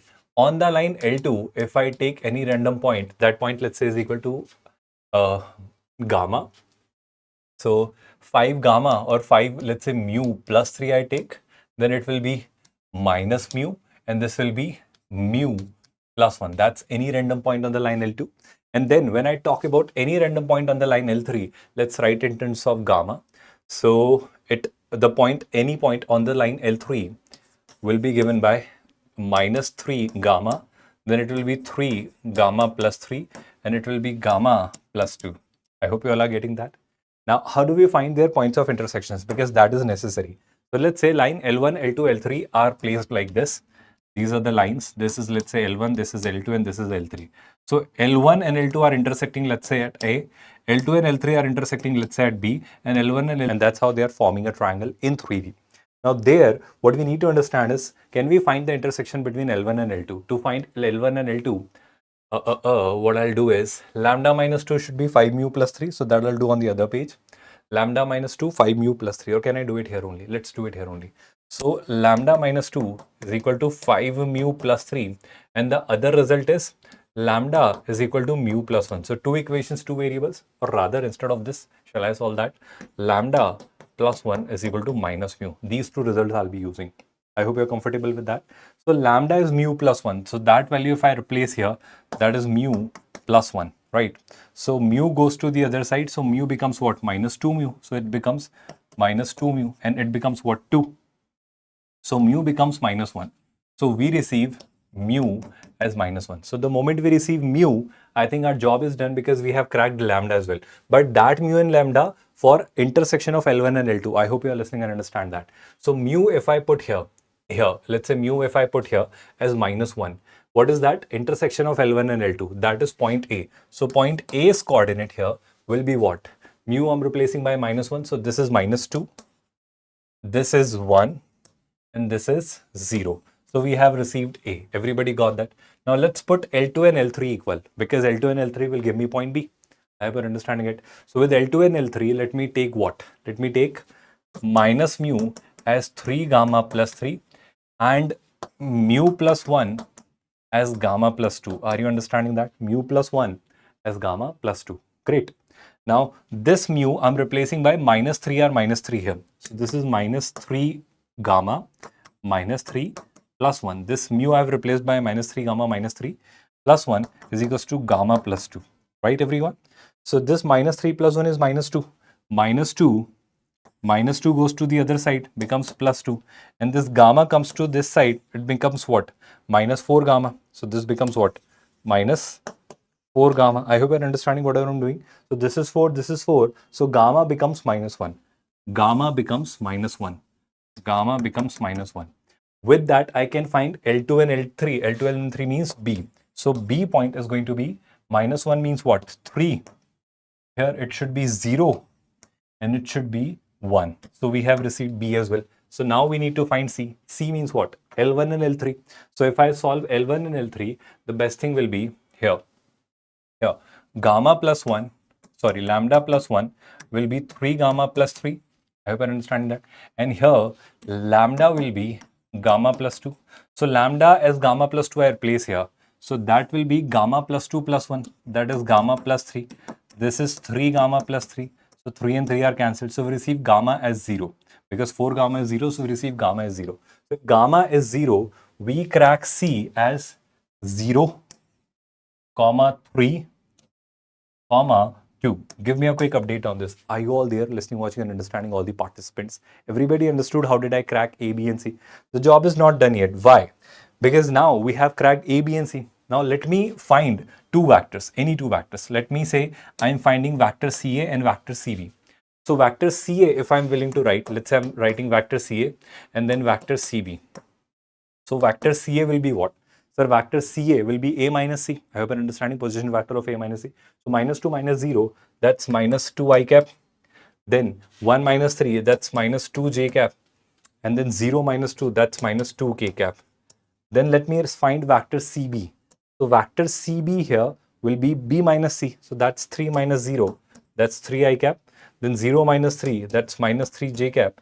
And 1 minus 2, I hope we are going great. Yes, it should be minus K cap. Sir, why did you find these two vectors? I found these two vectors because here the area of the triangle ABC will be half of cross of CA with CB. You take any two sides, you take their cross and take its magnitude, its half will be the area of the triangle. So I hope you do how to take the cross. So cross here will be I cap, J cap, K cap. Then the first vector which is minus 2, minus 2, minus 2. And the second vector which is 3, minus 3, minus 1. Correct me if I'm wrong. So this will be the cross product. So here your answer will be half of cross and then its magnitude, right? So let me find I'll do the half later. I hope you're okay with that. But let me find its magnitude and you keep a mod there. Mod means the area will be positive here. So here for I cap, it will be 2 minus 6. Correct me if I'm wrong. 2 minus 6. 2 minus 6 is what? Minus 4. So it should be minus 4 I cap. I'll take a modulus as well. Don't worry about that. Then for J cap, first of all, it will be minus J cap. And there it is 2 plus 6. Correct me if I'm wrong. It should be 2 plus 6. I hope you are seeing that. So 2 plus 6 is what? 8. It should be 8 J cap and minus sign is already there. Then for K cap, it should be 6 plus 6, right? It should be 6 plus 6. 6 plus 6 is 12. So it should be plus 12 K cap, right? And its magnitude modulus is needed to be taken. 4 you can already take common. So when you take 4 common, 4 by 2 will give you 4. And then magnitude of I cap minus 2 J cap plus 3 K cap or minus I cap, basically it doesn't matter now at this stage, is needed to be taken. Correct me if I'm wrong. So 2 times under root over 1 square is 1, 2 square is 4 and 3 square is 9. I hope we are going great. 1 square is 1, 2 square is 4, 3 square is 9. 9 plus 4 is 13. 13 plus 1 is 14. So root 14 into 2. So area is root 14 into 2. So a square will be 2 square, which is 4 into 14, and that's your answer.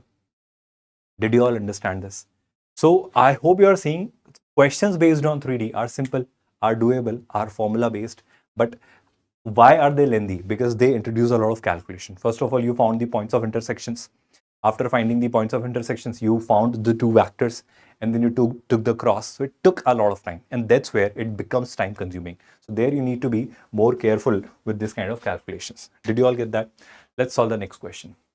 There was a mathematician, I am forgetting his name, but it was D. Gua, I think so. He gave the direct shortcut for this. Can I give you the direct shortcut? Although we can apply the formula as well, but here I want to discuss that short technique. Please remember that we are going to discuss something very interesting, a technique developed by a mathematician, of course, but of course I'll not take its credit, but I'll definitely tell you the method here. What is that method? Let's say here there is a tetrahedron in 3D, of course, and here what is special here? In terms of direction ratios, minus 1, minus 1, minus 1, minus 1, minus 2, minus 2, minus 2 are same because they are direction ratios. But if they are direction cosines, they are not same. And direction cosines, they will be if the sum of their squares is 1. So they are not direction cosines. If they are treated as direction ratios, they are same. Ratios means you can take proportionality constant out of them. So they are same. Getting my point, Zoro? Now from here, if I talk about this, ABCD be a tetrahedron such that edges AB, AC and AD are mutually perpendicular. So this short technique is applicable only when the edges are mutually perpendicular. What does it mean? No, vectors, they are different in magnitudes. Their directions could be same, but they are different in magnitudes. Now here, let's say this is your origin. This is, let's say, AB, AC and AD. So let's say this is A. So this is AB. This is AC. And this is AD. I hope you're understanding. So there you create a tetrahedron. I hope you're able to visualize this in 3D. So you get this face ABD, where this angle is 90 degree. I hope you can see that. You get this face, which is ABC. This is also 90 degree. And you get this face, which is ACD, which is also 90 degree in 3D. I hope you can visualize that. And there is the fourth face, which is BCD. I hope you can see the fourth face here. The fourth face, which is BCD. Can you see that? Tetrahedron. Like there is a,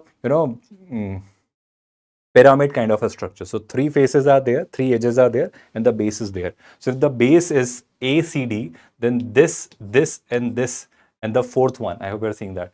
These are the fourth and with that base. So four faces are there. Are you listening, understanding? So the short technique which I'm going to share for this question is really simple. What you need to remember here is that these sides should be mutually perpendicular. So three edges, if they are mutually perpendicular, then this short technique is applicable. What is that short technique? So de Guia, I think he was the mathematician. I'm not pronouncing his name correctly probably, but here you got to remember one thing, that area of this triangle BCD. So in this tetrahedron, the area of this triangle BCD, its square will be equal to the sum of the squares of other three triangles which are mutually perpendicular. Did you get my point? So here, sum of the squares, which means ABC, area of the triangle ABC square, plus area of the triangle CAD or ACD you may call it, plus area of the triangle ABD. I hope you're understanding. Area of the triangle ABD.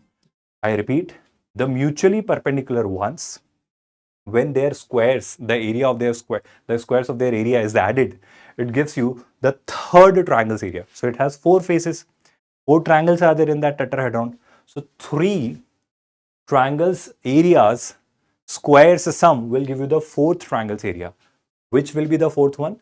Where they are non-perpendicular, but which will be those three ones where they are mutually perpendicular. Edges are mutually perpendicular. So this is applicable only for that formula. I hope everybody who's watching it live is understanding this short trick first of all. So how do I crack this question within seconds? I think I have the answer, because these triangles have the area 5, 6 and 7. So my answer will be under root over, because the square root comes there. 5 square is 25, 6 square is 36 and 7 square is 49. Did you not get the answer within seconds? How did you like this? Of course, there is a standard method. I could create a tetrahedron. I'll take the coordinates, and then apply the determinant formula. I'll find the area of this triangle, which triangle BCD, the way we have done in the previous question. We can apply that whole logic. But this is also one of the methods which you could have gone for. That's good, Zoro. More importantly, did you understand the short technique, this trick, all the participants?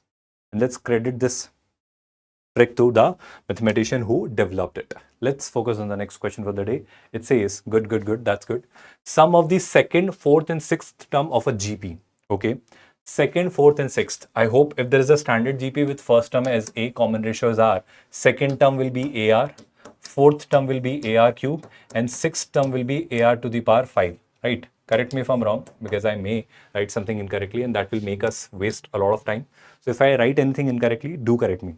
So this is AR, second term, AR cube and AR 5. And the sum of 8th, 10th and 12th. 8 means what? AR 7. 10th means what? AR 9.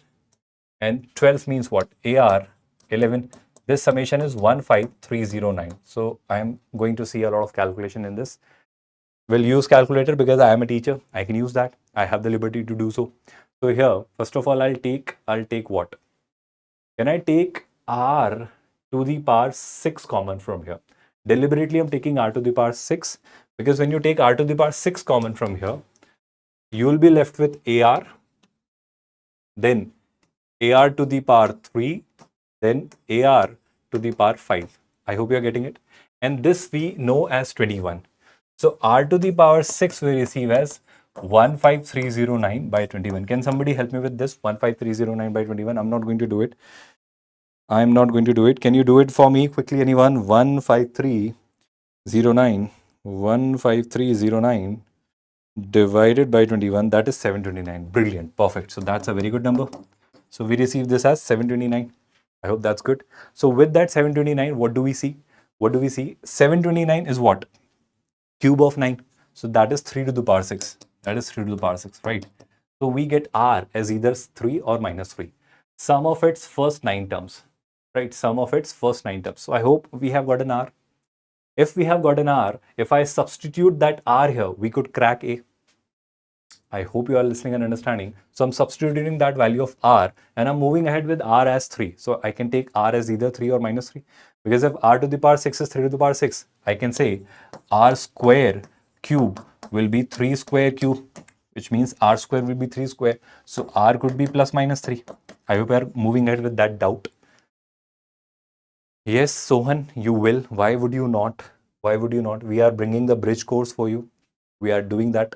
And even in 12th, we are doing those foundation classes first. So we'll make you revise 11th. Whichever or whatever is needed for 12th, we'll do that. Don't worry about that.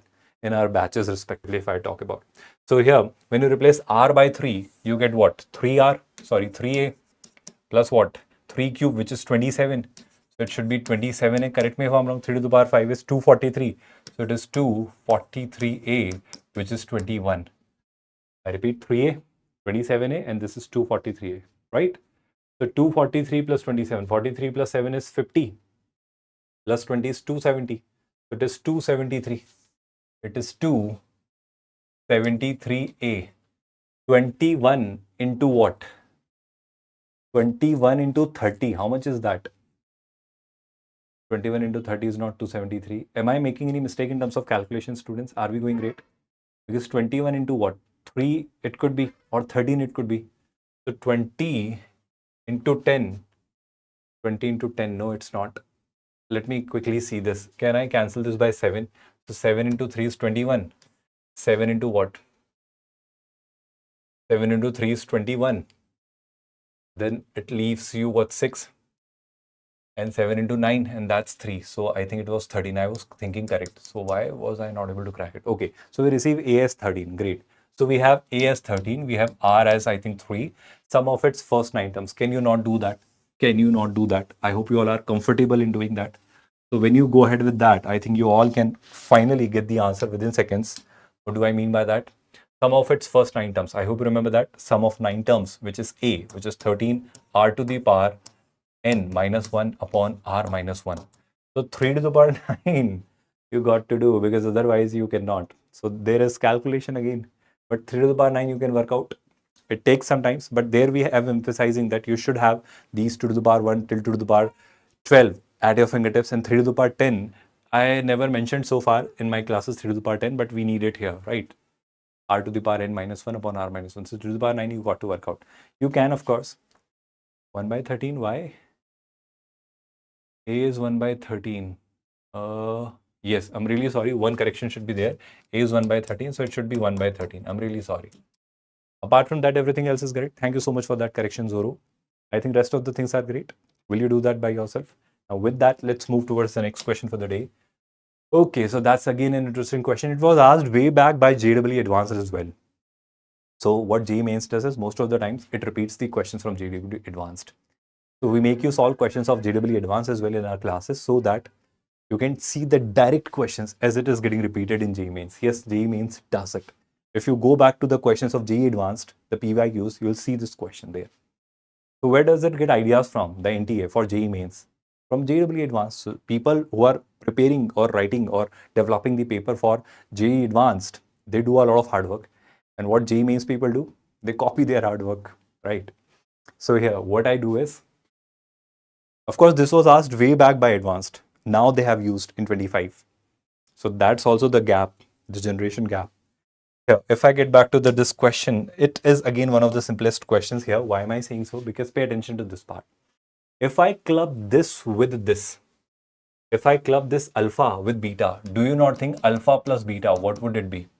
Sir, alpha has all the odd terms. Odd terms means 1, 3, 5. Beta has all the even terms. So if all the odd and even are clubbed, it becomes alpha plus beta, which means what? Pi to the power 4 by 90. Correct me if I'm wrong. So one thing we have evaluated is alpha plus beta is pi to the power 4 by 90. The second conclusion. The second conclusion is this is beta. Mind you everyone, this is beta. I am taking 2 to the power 4 common from this. So if I'm taking 2 to the power 4 common from the denominator, it will be 1 by 1 to the power 4 plus this will be 1 by 2 to the power 4 plus this will be 1 by 3 to the power 4 till infinity, which is what? Beta. Are we clear on this? All I have done is 2 to the power 4 I have taken common. I'm taking the advantage of infinity. There are infinite terms. I can do so. So there, this 2 to the power 4 is what? 16. This is clearly 16. That 16 goes there. It makes it 16 beta. But what is it? This is what? 1 to the power 4, 2 to the power 4, 3 to the power 4 till infinity. So that is pi to the power 4 by 90. So can I not replace it by pi to the power 4 by 90? Everybody listening and understanding that. Now from here, I think I have decent information to work out this result. I hope you are understanding it. So pi to the power 4 by 90, can I substitute by 16 beta? So I'm doing that substitution here. So beta goes there, alpha becomes what? 15 beta. What are we asked? Alpha upon beta. So alpha upon beta is going to be 15. Was it not such an easy question? Such an easy question. You could do it in, I think, 10 to 15 seconds. Although I'm explaining, so it may take some time. But had you been doing it, you could have done it in 20 seconds. So a lot of questions are easy. They are simple. They are doable. So just don't get confused or scared by looking at these, terrible values. You just got to look at the right place. So doing the right thing at the right time is success, right? Now, moving ahead with that, let's focus on the next question. The number of singular matrices of order 2, whose elements are from the set 2, 3, 6, 9. So please understand, there is a matrix. Singular means what? Its determinant should be 0. Yes, 15. That's good. So did I not write 15? It's 15. Now here, singular means what? Its determinant should be 0. So if I'm taking its determinant to be 0, whose elements are from the set 2, 3, 6, 9? Now please understand, they did not specify how many elements can you take. So I can take either 1 element or 2 elements or 3 elements or 4 elements. I can take any number of elements. So with that, let's say I'm taking only 1 element. So let's say if I've taken 2. So if I place that 2, 2, 2, 2 here, because it is a 2 by 2 matrix, I think the determinant will be 0. Definitely, Victor, you can, you should. So here, I hope you're understanding. If I take 2, 3, 6 or 9, there are 4 ways. I take either 2 or 3 or 6 or 9. So if I take all the 2s, all the 3s, all the 6 or all the 9s, it will have its value 0. So if I'm taking exactly one element, I can make this matrix to be singular. That means its determinant will be 0 in 4 ways. Either 2 or only 3 or only 6 or only 9. Let's say if I take 2 elements, if I take exactly 2 elements. For example, if I'll try to make you understand with 2 and 3. So let's say I've taken 2 and 3. So if I push these 2 and 3 on one of the diagonals and other 2 and 3 on the other diagonal, then also I'll have it to be 0. So first of all, I hope you're understanding 2 into 3, 6, 2 into 3, 6. So the arrangement matters here. That arrangement we'll talk about later. But first of all, out of these 4 elements, 2 elements can be chosen in how many ways? You will say 4C2 into. Now, and how many ways can I arrange this? Pay attention to that part. Let's say I have chosen 2 elements. Great, Victor. Will definitely. I'm also looking forward to see you there. Right.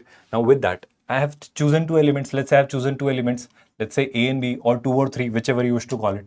So if 2 and 3 are arranged here, in how many ways can you arrange that 2 and 3? So there are 2 choices. Either you arrange 2 or 3 like this, or you arrange 3 or 2 like this. Do I have any other choice apart from that? Yes, you do have. Sir, for this 2 and 3, these 2 places can be arranged in 2 ways, 2 factorial ways technically. But if this 2 and 3 is swapped, which means if this 2 and 3 made 3 and 2, then also you have 2 choices, which means it could be either 3 or 2, or it could be 2 or 3. I hope you're understanding all these 4 cases are distinct. Although you need not do it like this. Manually, you don't calculate with PNC. That's the advantage of PNC. It gives you the number of ways. The formulae are there. But even if you're getting confused, these are the 4 distinct ways. I hope you can see that. All I'm saying is this is fixed, but this can be arranged in what? 2 factorial ways. And then these can be arranged in another 2 factorial ways. I hope you're understanding. Everybody with me on this? So first of all, any two can be chosen and then those can be arranged in 2 factorial into 2 factorial ways. Don't call it 4 factorial. That's different. Right. Now the third part. Can I take exactly 3 elements? If you take any 3, the product will not be 0, because let's say I have taken 2, 3 and 6. So with 2 and 3 it is 6, but 6 should be repeated. Let's say so 6 into 6 is 36. Even if I take 6 into 3, that is 18. 2 into 2 will be 4. 18 minus 4 is not 0. If I take, let's say, 3 into 3, that's 9. 6 into 2 is 12. So any 3 is not making 0. So apart from 2, 3, 6, let's say I take 2, 3, 9. So with 2, 3, 9, 9 into 2 is 18. 3 into 3 is 9. No, the difference is not 0. 9 into 9 is 81. 3 into 2 is 6. No, that is also not 0. Or 9 into 3 is 27. 2 into 2 is 4. That is also not 0. So that also we are dropping. If I take the third case, 3, 6 and 9. So 3 into 3 is 9. 9 into 6 is amazingly huge. Discarded. 9 into 3 is 27. 6 into 6 is 36. Discarded. The third case, which is the third case, 3 into 6 is 18. 9 into 9 is 81. That is also discarded. So with any 3 if you take, you will not get the, I hope you understand, the determinant I'm taking. That will not be 0. So with that, 3 cannot be taken. But can I do or play with 4? I think I can. Because here, 9 into 2 is 18, 6 into 3 is 18. So yes, there is one more way. First of all 4 are taken from these 4 available elements. And what I do is, I arrange these two here, 9 and 2. I hope you're listening and understanding. So this 3 and 6 can be arranged in 2 ways. Everybody with me on this? So if I place 2 and 9 on this principal diagonal, 3 and 6 can be arranged in these 2 ways. So 2 factorial ways and 2 factorial ways. That is what? 4 ways. But there are 4 more ways, because if I don't place 2 and 9 here, if I place 6 and 3 here, then again 2 and 9 can be placed here. So they can be arranged in 2 factorial ways. They can also be arranged in 2 factorial ways. So 4 more ways we have received. So are you understanding? 8 more ways I'll get. All the participants, did you understand whatever solution I have given here? I hope you can calculate that by yourself and write the final answer. That's not a tough or a challenging task. Everybody with me on this? Can I move ahead from here? All the participants. Now, let's solve the next question. This is again based on matrix polynomial. This is based on matrix polynomial, where we say the eigenvalues or the characteristic equation. This is a 3 by 3 matrix. So always remember, for a 3 by 3 matrix, its characteristic equation is given by a cube minus trace of a times a square plus trace of adjoint of a times a minus determinant of a times identity matrix is equal to 0. This is the characteristic equation of a 3 by 3 matrix. Now, if I compare it with what we are given, I'll say this is a cube minus 4a square plus a. This is 21i, mind you students. So this is plus 21i. I repeat, a cube minus 4a square plus a plus 21i. So if I compare, I get two things. So trace of a we receive as 4. And the third thing, determinant of a, I'm not talking about this part, which will make us do a lot of calculation. Determinant of a we receive as 21. So two things we clearly get. Sir, why have you done this? Yes, this will help us in getting the answer very quickly. First of all, trace of a is 4. So trace of a, what would it be? So it will be 2 plus 3 plus b, which is given as 4. So 5 if I subtract from 4, b I receive as minus 1. So we have cracked b. Now determinant of a, it is 2, a, 0. It is 1, 3, 1. And it is 0, 5b, we have cracked as minus 1. So it's determinant. So there are two techniques. Sarah's rule you can apply, the short technique, or you can directly expand it. So let me use the direct expansion. So 2 times minus 3 minus 5. I hope you're understanding. So minus 3 minus 5. How much is that? Minus 8. So minus 8 into 2. How much is that? Minus 16. Plus a, but a will be with that negative sign. So minus a times what? Minus 1 and 0. So minus 1 and 0 is what? Plus a. And this determinant we are given as 21. So we have cracked a as well, which is 21 plus 16. 27, that is 37. So we have a, we have b. I think you can write the value of 2a plus b, which is not tough task. Had you done this with what? So let's find a cube first, then a square, then put those values, then compare the matrices equality we use, conformability we do, then it would have taken infinite times, I would say. But if you are aware of the characteristic equation, if you are aware of matrix polynomial, can you not crack it within seconds? If you still don't have clarity, much clarity about characteristic equation, matrix polynomial or eigenvalues, through which you can crack questions of matrices and determinants within seconds, then go and watch the one shot of matrices. In the matrices, the one shot, in the last part of matrices, I have covered in a detailed format about matrix polynomial, characteristic equation and eigenvalues, and a lot of short techniques as well. So there you'll get a decent clarity that these kind of questions, which are based on matrices and determinants, can be done within 10 to 15 seconds if you are aware of this matrix polynomial. It is a higher level concept. Even JEE Mains doesn't prescribe it, but they use questions based on it. Although with that limited knowledge, they expect that you may be wasting a lot of time, but you know, if you know these advanced concepts, you can crack such questions within seconds. That's exactly what we are emphasizing here. I hope you will remember that. Now with that, let's solve the next question. The solutions of this equation are, first of all, if you pay attention to this, what are we given? This. When all the three rows are added, you'll get something really decent. What I'm saying is that in row 1, I am doing row 1 plus row 2 plus row 3. So when you do that, you will have 1 plus sine square x cos square x plus 4 sine 2x. That is also 1 plus sine square x plus cos square x plus 4 sine 2x. That will also be 1 plus sine square x plus cos square x plus 4 sine 2x, which means this can be taken common. Which part? 1 plus sine square x plus cos square x plus 4 sine 2x. And when you take this part common, what are you now left with? 1, 1, 1 in the first row. So it will be 1, 1 and 1. Then what do we get here? It is cos square x. It is 1 plus cos square x, and it is again cos square x. And there what do we get? It is 4 sine 2x. This is again 4 sine 2x, and this is 1 plus 4 sine 2x. Right, everyone? Give me a quick update on this. Everybody got this? I hope you all are there. Whatever I've done so far, are you all listening and understanding this? Now from here, sine square x plus cos square x is 2. So this will be 2 plus 4 sine 2x. This will be 2 plus 4 sine 2x. Even if you want, you can take 2 common. So it will be 1 plus 2 sine 2x. It will be 1 plus 2 sine 2x. No worries with that, because that 2 can be vanished, because that is 0 on the right hand side. Are you all there? Now if I perform some more operations here, from column 1, let's say in column 2, I'm subtracting column 2 minus column 1, and in column 3, I'm doing, let's say, column 3 minus column 2. Whatever you wish to do, that doesn't matter. So let's say here, can I write it somewhere? Where should I write it? I am writing it here. Let me do one thing. From column 3 also, let me subtract column 1, so that we don't play much with the data, because I'm going to overwrite here only, so that the things don't change. Column 2 minus column 1 I'll do, so that will affect only column 3 minus. So yes, so 1 minus 1 makes it 0. This minus this leaves you with 1 here, and this minus this leaves you with a 0 here. I hope everybody is listening and understanding. Column 3 minus column 1. So this 1 minus 1 is 0. This cos square x minus cos square x again leaves you with a 0. 4 sine 2x leaves you with a 1 here. So if I expanded with the first row, it will be 1 minus 0. So that becomes 1. This all becomes 1. Why take common? Because when you took common, this is how easy it becomes.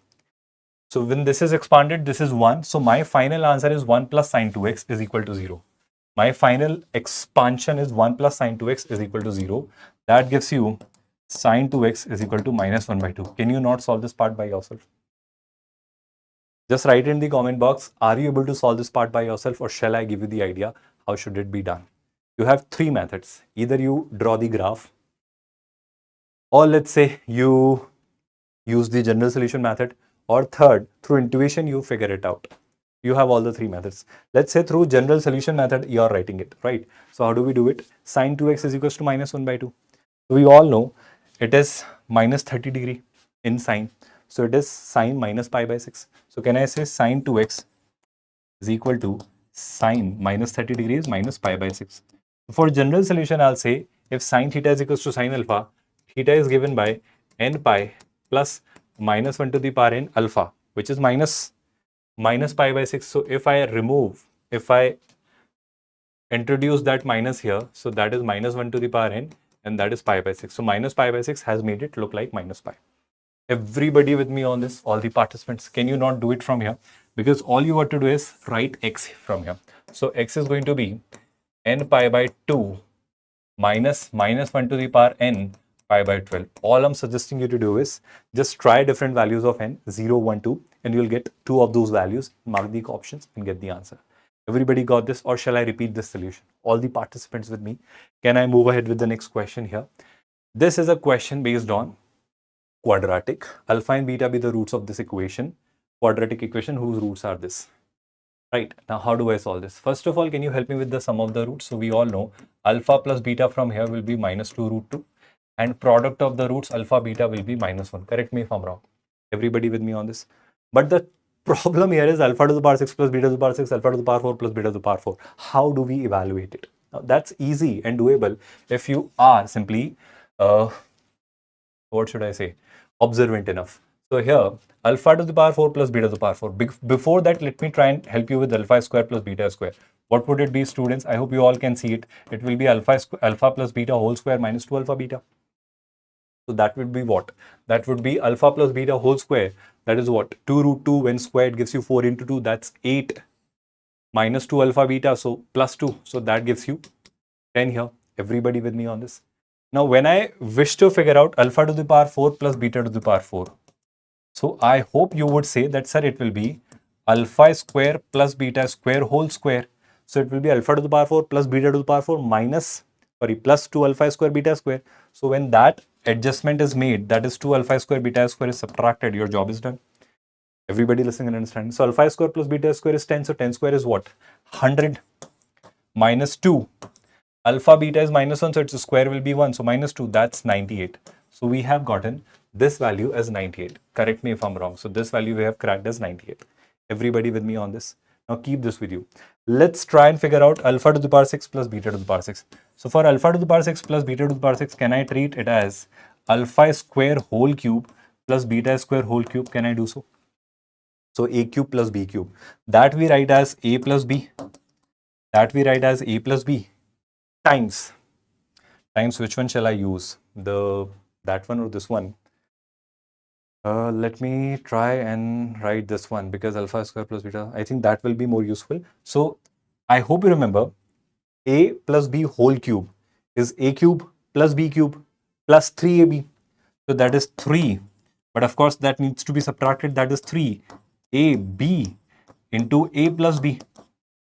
Just give me a quick update. How many of you did not understand this, or shall I repeat this? All I'm saying is a plus b whole cube is a cube plus b cube plus 3ab into a plus b. Everybody with me on this? I think we have these results with us, because on the left hand side it is alpha to the power 6 plus beta to the power 6, but on the right hand side it is alpha square plus beta square, which is what? 10. So 10 cube is what? 1000. Minus 3 alpha beta. Alpha beta is minus 1, so it will be plus 1, so it should be minus 3. And alpha square plus beta square we have already calculated, that is 10. So it should be 30. Correct me if I'm wrong. So it should be 970, I believe so. So 970 upon 10. So this is 97. I hope everybody is with me. Which part, Rudra Bhatt? I hope all I'm saying is that this part, a plus b whole cube, is a cube plus b cube plus 3ab times a plus b. Times a plus b. That is what I'm saying. So a plus b whole cube is a cube plus b cube plus 3ab into a plus b. That I have rearranged. Got it, everyone? Now with that, I am asked to write the quadratic, which has 98 and 97 as its roots. I hope you know how to do that. Quadratic with 97 and 90 as its roots, x square minus sum of the roots 98 plus 97 into x plus product of the roots 98 into 97 is equal to 0. I hope you will do it by yourself from here. Everybody got that? Everybody understood this? I hope you can match the correct options and you can get the final answer. From here, when I go ahead, the next question. Let the set of values of p for all real number for which both the roots of the equation are negative real numbers. Okay, great. Be the interval this. So first of all, if it's both the roots are negative, first of all, both the roots must exist, which means d should be greater than or equal to 0. If both the roots are negative, sum of the roots should be negative. And if both the roots are negative, product of the roots will be positive. I think they are the necessary and sufficient condition for this question to be solved. One more method you could have applied, but I think this is what will definitely help you in getting the final answer very quickly. So discriminant means what? B square, which means P plus 2 whole square minus 4AC. So 4AC, that is 2P plus 9. Correct me if I'm wrong in terms of any calculation. So B square is P plus 2 whole square minus 4AC. This is the first condition. Alpha plus beta. All the conditions should be matched, which means this intersection, this will be done ultimately in the end. So alpha plus beta, sum of the roots, that is minus b upon a. So that is P plus 2. That should be negative. And the third condition, product of the roots, which is C upon a, which is 2P plus 9. This should be positive. From here, the conclusions are really simple. P should be, this says P should be less than minus 2, and this says P should be greater than minus 9 by 2. I hope you are understanding it. P should be less than minus 2, and P should be greater than minus 9 by 2. So these two conclusions we have brought. I'll of course take its intersection, which I'm keeping aside for a while. Now let's talk about this. When I simplify this, it becomes what? P square plus 4, correct me if I'm wrong. Then it is 4P minus 8P minus 36 greater than or equal to 0. P square plus 4 plus 4P minus 8P minus 36. So P square is there. 4P minus 8P is minus 4P, and 36, that is 32. So 8 into 4 will do the justice here. That will be minus 8P plus 4P minus 32 should be greater than or equal to 0. Correct me if I'm wrong. Everybody with me on this, all the participants who are watching it live.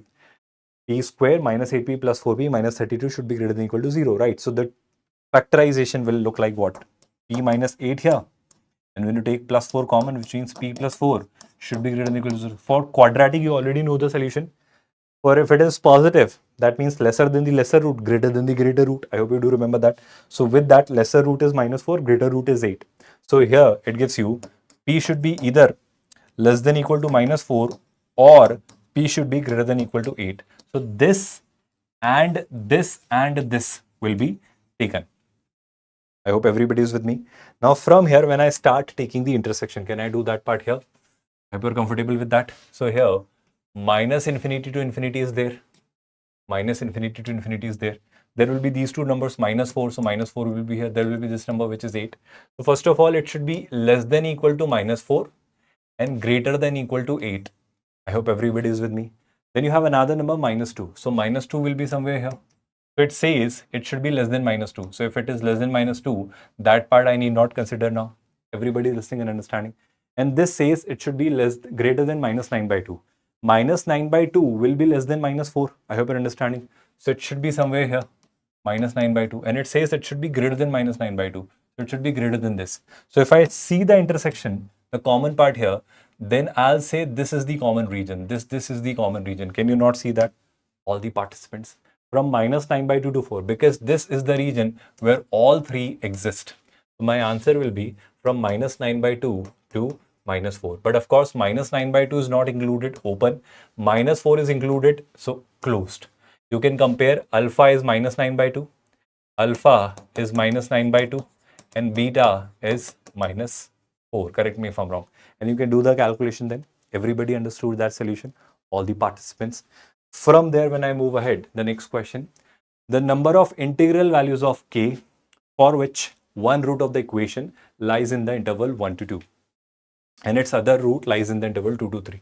When you look at this 2, it is clearly an upward facing parabola. It is going to be an upward facing parabola. And I am told that its one of the roots should lie between 1 and 2. So if this is 1 and this is 2, the other 3 will be here, because here you'll have the first root and here you'll have the second root. First of all, did you understand its graph, all the participants? Now, if I begin with the conclusion, first of all, what do I need? I think all I need is 3 things. Which 3 things? F of 1 should be positive. F of 2 should be negative. And of course, f of 3 to be positive. All I'm thinking is between f of 1 and f of 3, will 1 will be sufficient? Taking any of these, f of 1 or f of 3, will that also be sufficient? Let's do that. I think when f of 1 is positive, f of 2 is negative, f of 3 is bound to be positive. Are you sure? No. So all 3 are to be taken. The last step फिर से please. Of this question or of the previous question, Rudra? Why do we need the last step? You just plot the numbers. See, -4, -9/2, -2 and 8. You know how to plot that. So this part says that it should be either less than -4 or greater than 8. Or means union. Then it says P should be less than -2 and it says P should be greater than -9/2. So all the three regions existed here. All the three lines existed here because this is the portion where only 2 exist. This is the portion where only 2 exist.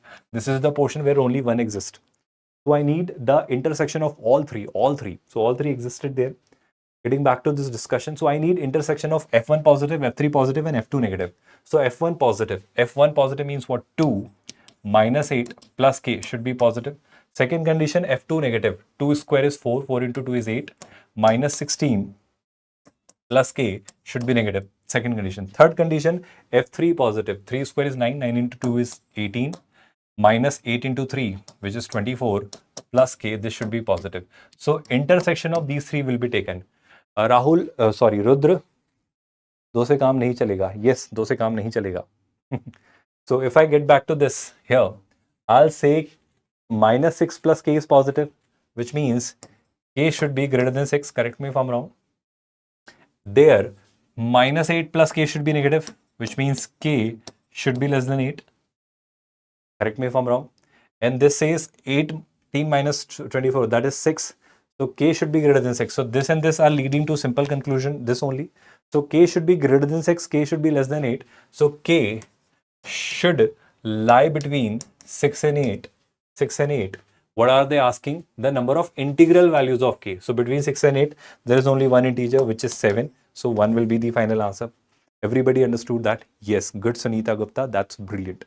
Done. Perfect. Brilliant. With that, moving ahead, we are done with our revision session. First of all, listen to this. Don't leave it. We started with the statistics probability part. There I took some time to find my flow, find my rhythm. So initially we were slow. I understand that.